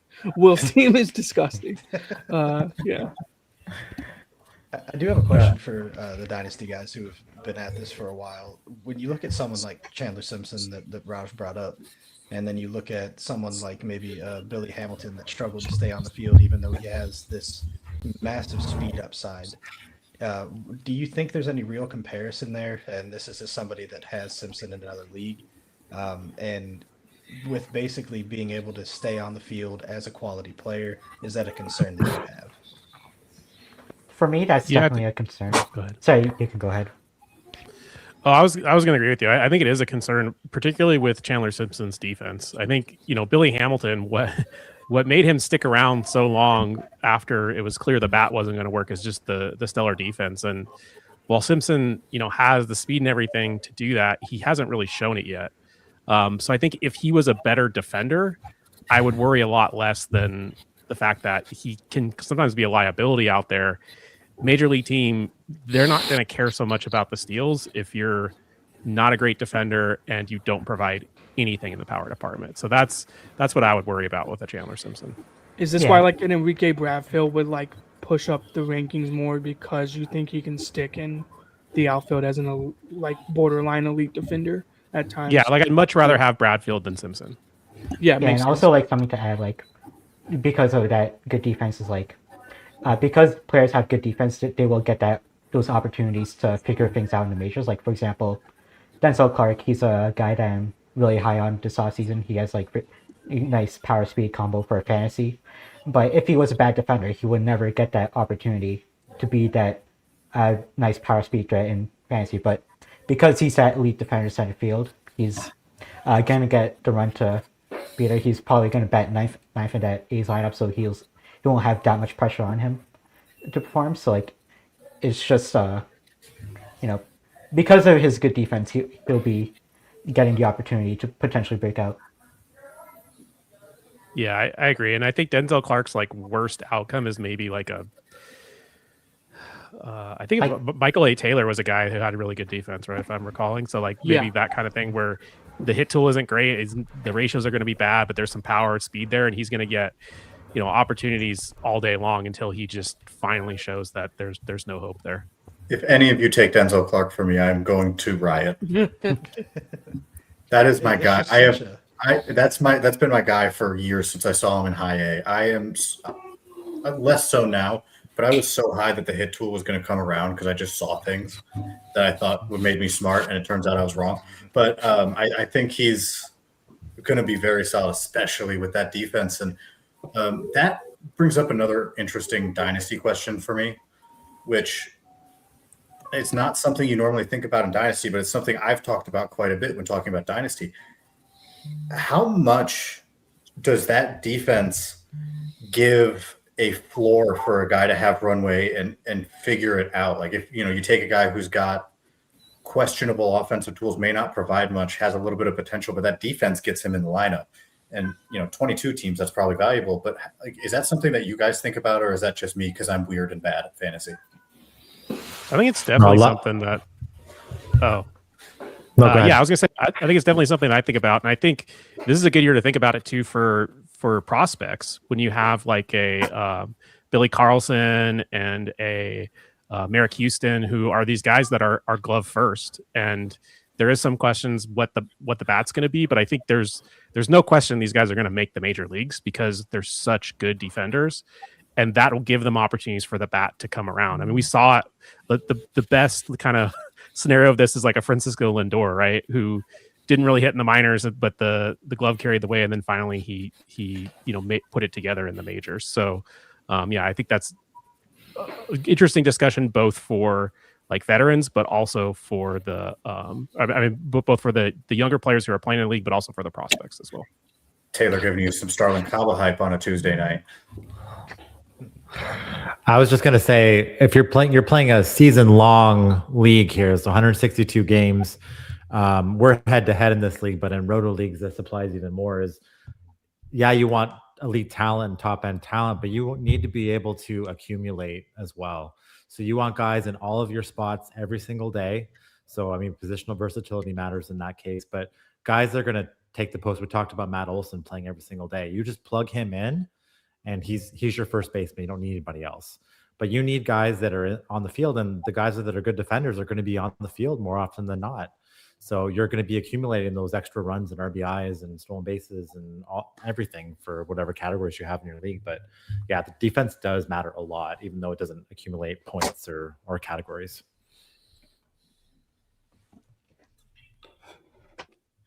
All right. I think we are approaching the 3-hour mark, which we had somewhat promised, but I think that we are reaching the saturation point here where I want to ask if anybody has any final thoughts about how this draft went or how to approach dynasty startups or anything like that. And then we will get ourselves out of here. So I just want to open the floor. Any takeaways anything learned from today, any compliments for my team specifically, anything that you guys want to add that you think needs to be said before we end this. You did a great job, Trevor. Yeah, sorry. I guess I can go down the line. So Taylor, since you're right under me, do you have anything you want to add? Yeah, I'll just real quick and then I'll duck out. I think if you're joining a dynasty league, doing a startup, orphan or something, you got to be reading Prospects Live, listening to the podcasts.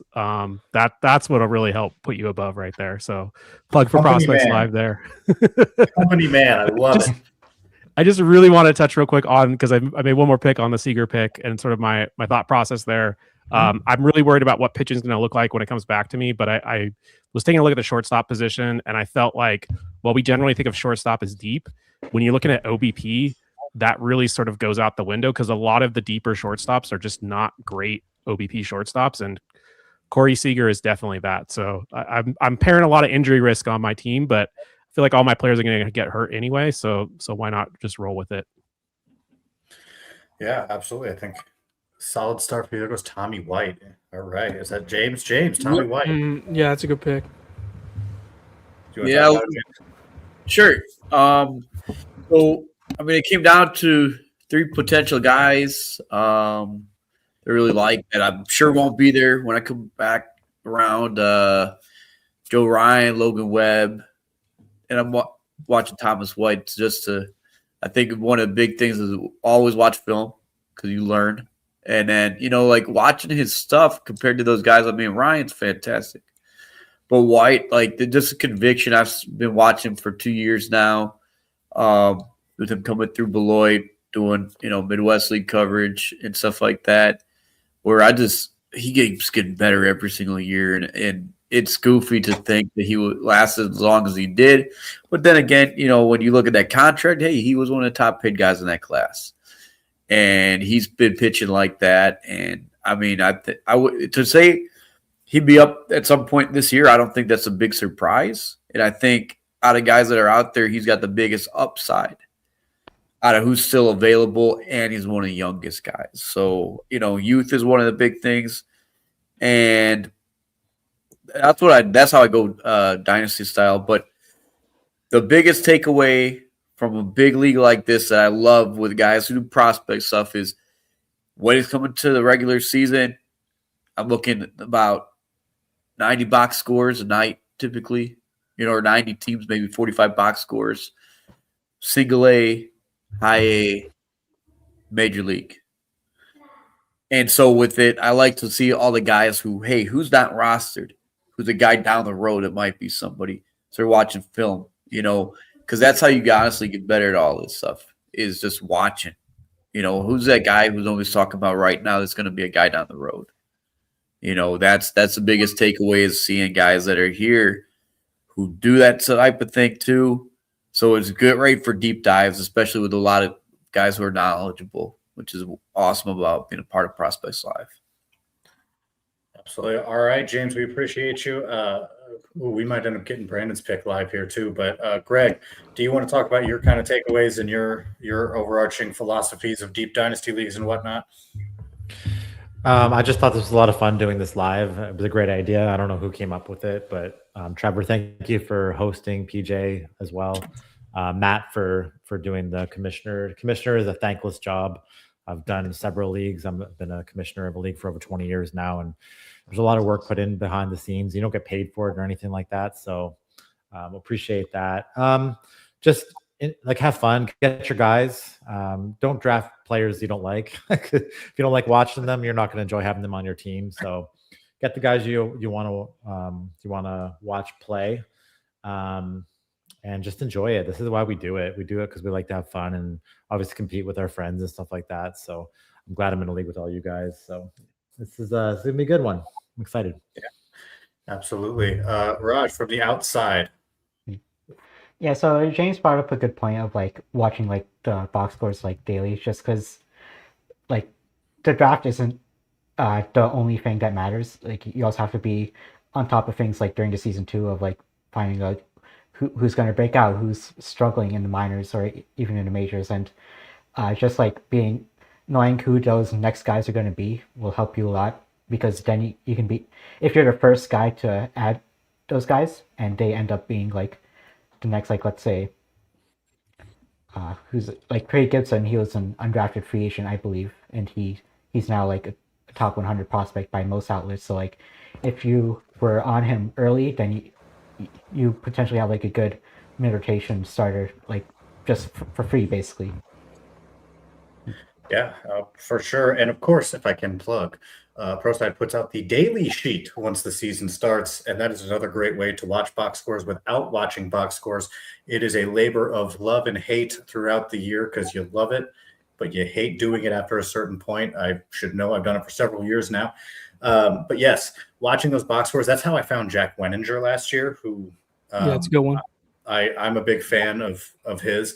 He just pitched really well for like 3 weeks in a row, and I kept having to write him up. I'm like, who is this dude? And then I went to watch him. I'm like, oh, that's why he's pitching well. He's good at this. So definitely the daily sheet's a great thing to follow too, if I can plug that. Brandon, you are you are on deck. So this might be unfortunate timing, but you are next in line. So what are you thinking?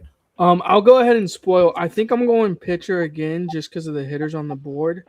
And like I was talking about from a dynasty standpoint, Shmata tried to roast me by saying, I hope you have the injury settings turned off for my team, which is fair.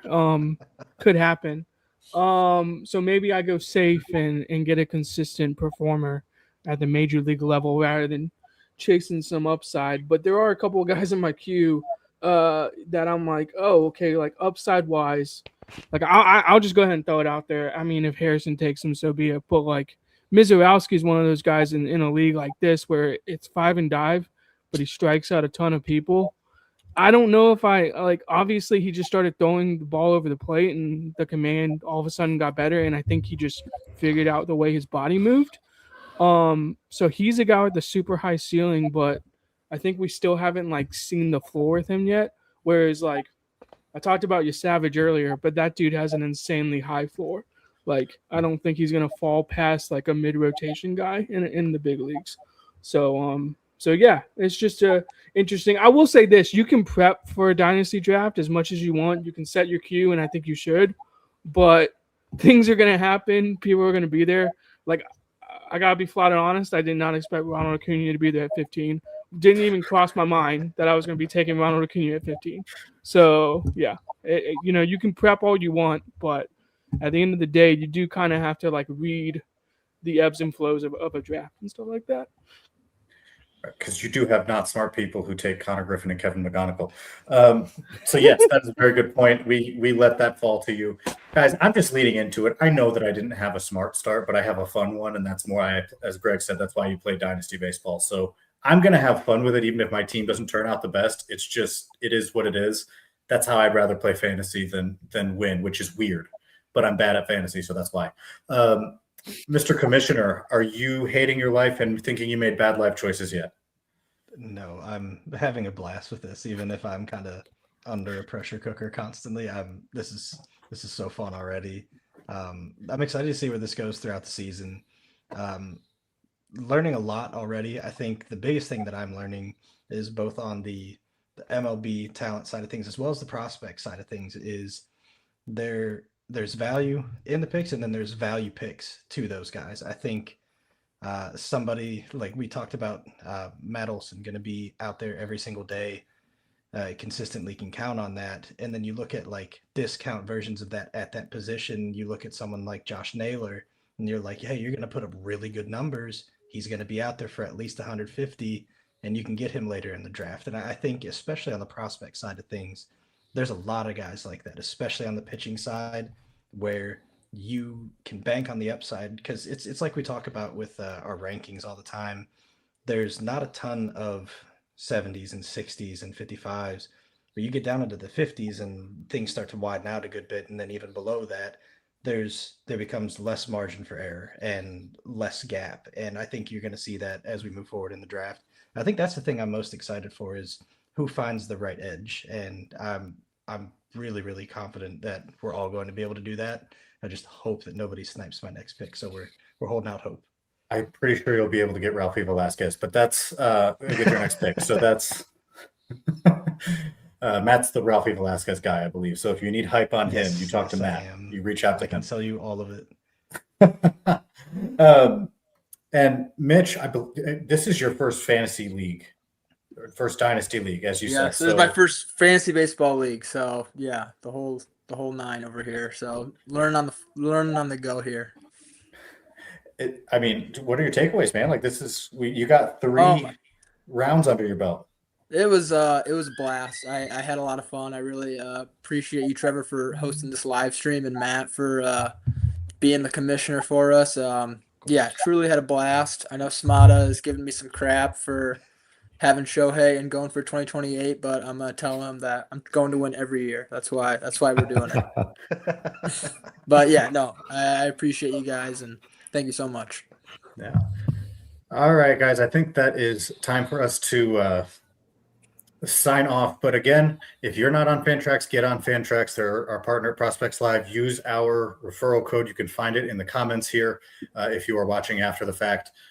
Move your league over. Fantrax is very versatile in a lot of ways. I want to thank PJ for hosting with me all night. He had to hop off immediately when we were done. And everybody who came through and was on, you guys here to help me break it down afterward. And of course, everybody watching. We had tons and tons of viewers, which is awesome to see. You love to see it. Hopefully you enjoyed yourself. Hopefully we got you some nuggets of knowledge. To answer the question I asked everybody else, I'm with Greg. Just have fun. That's what this is for, right? I mean, banners fly forever. If that's what's fun to you, you go do that. I'm a perpetual rebuilder. That's fun for me. So I'm probably going to do that, right? Just have fun, do your thing, and enjoy yourself. And Taylor nailed it. Check out Prospects Live. Lots of good stuff coming out on our Twitter feed for sure. I will make sure that I am posting screenshots of how this draft goes the rest of the way. We have many, many more rounds to do.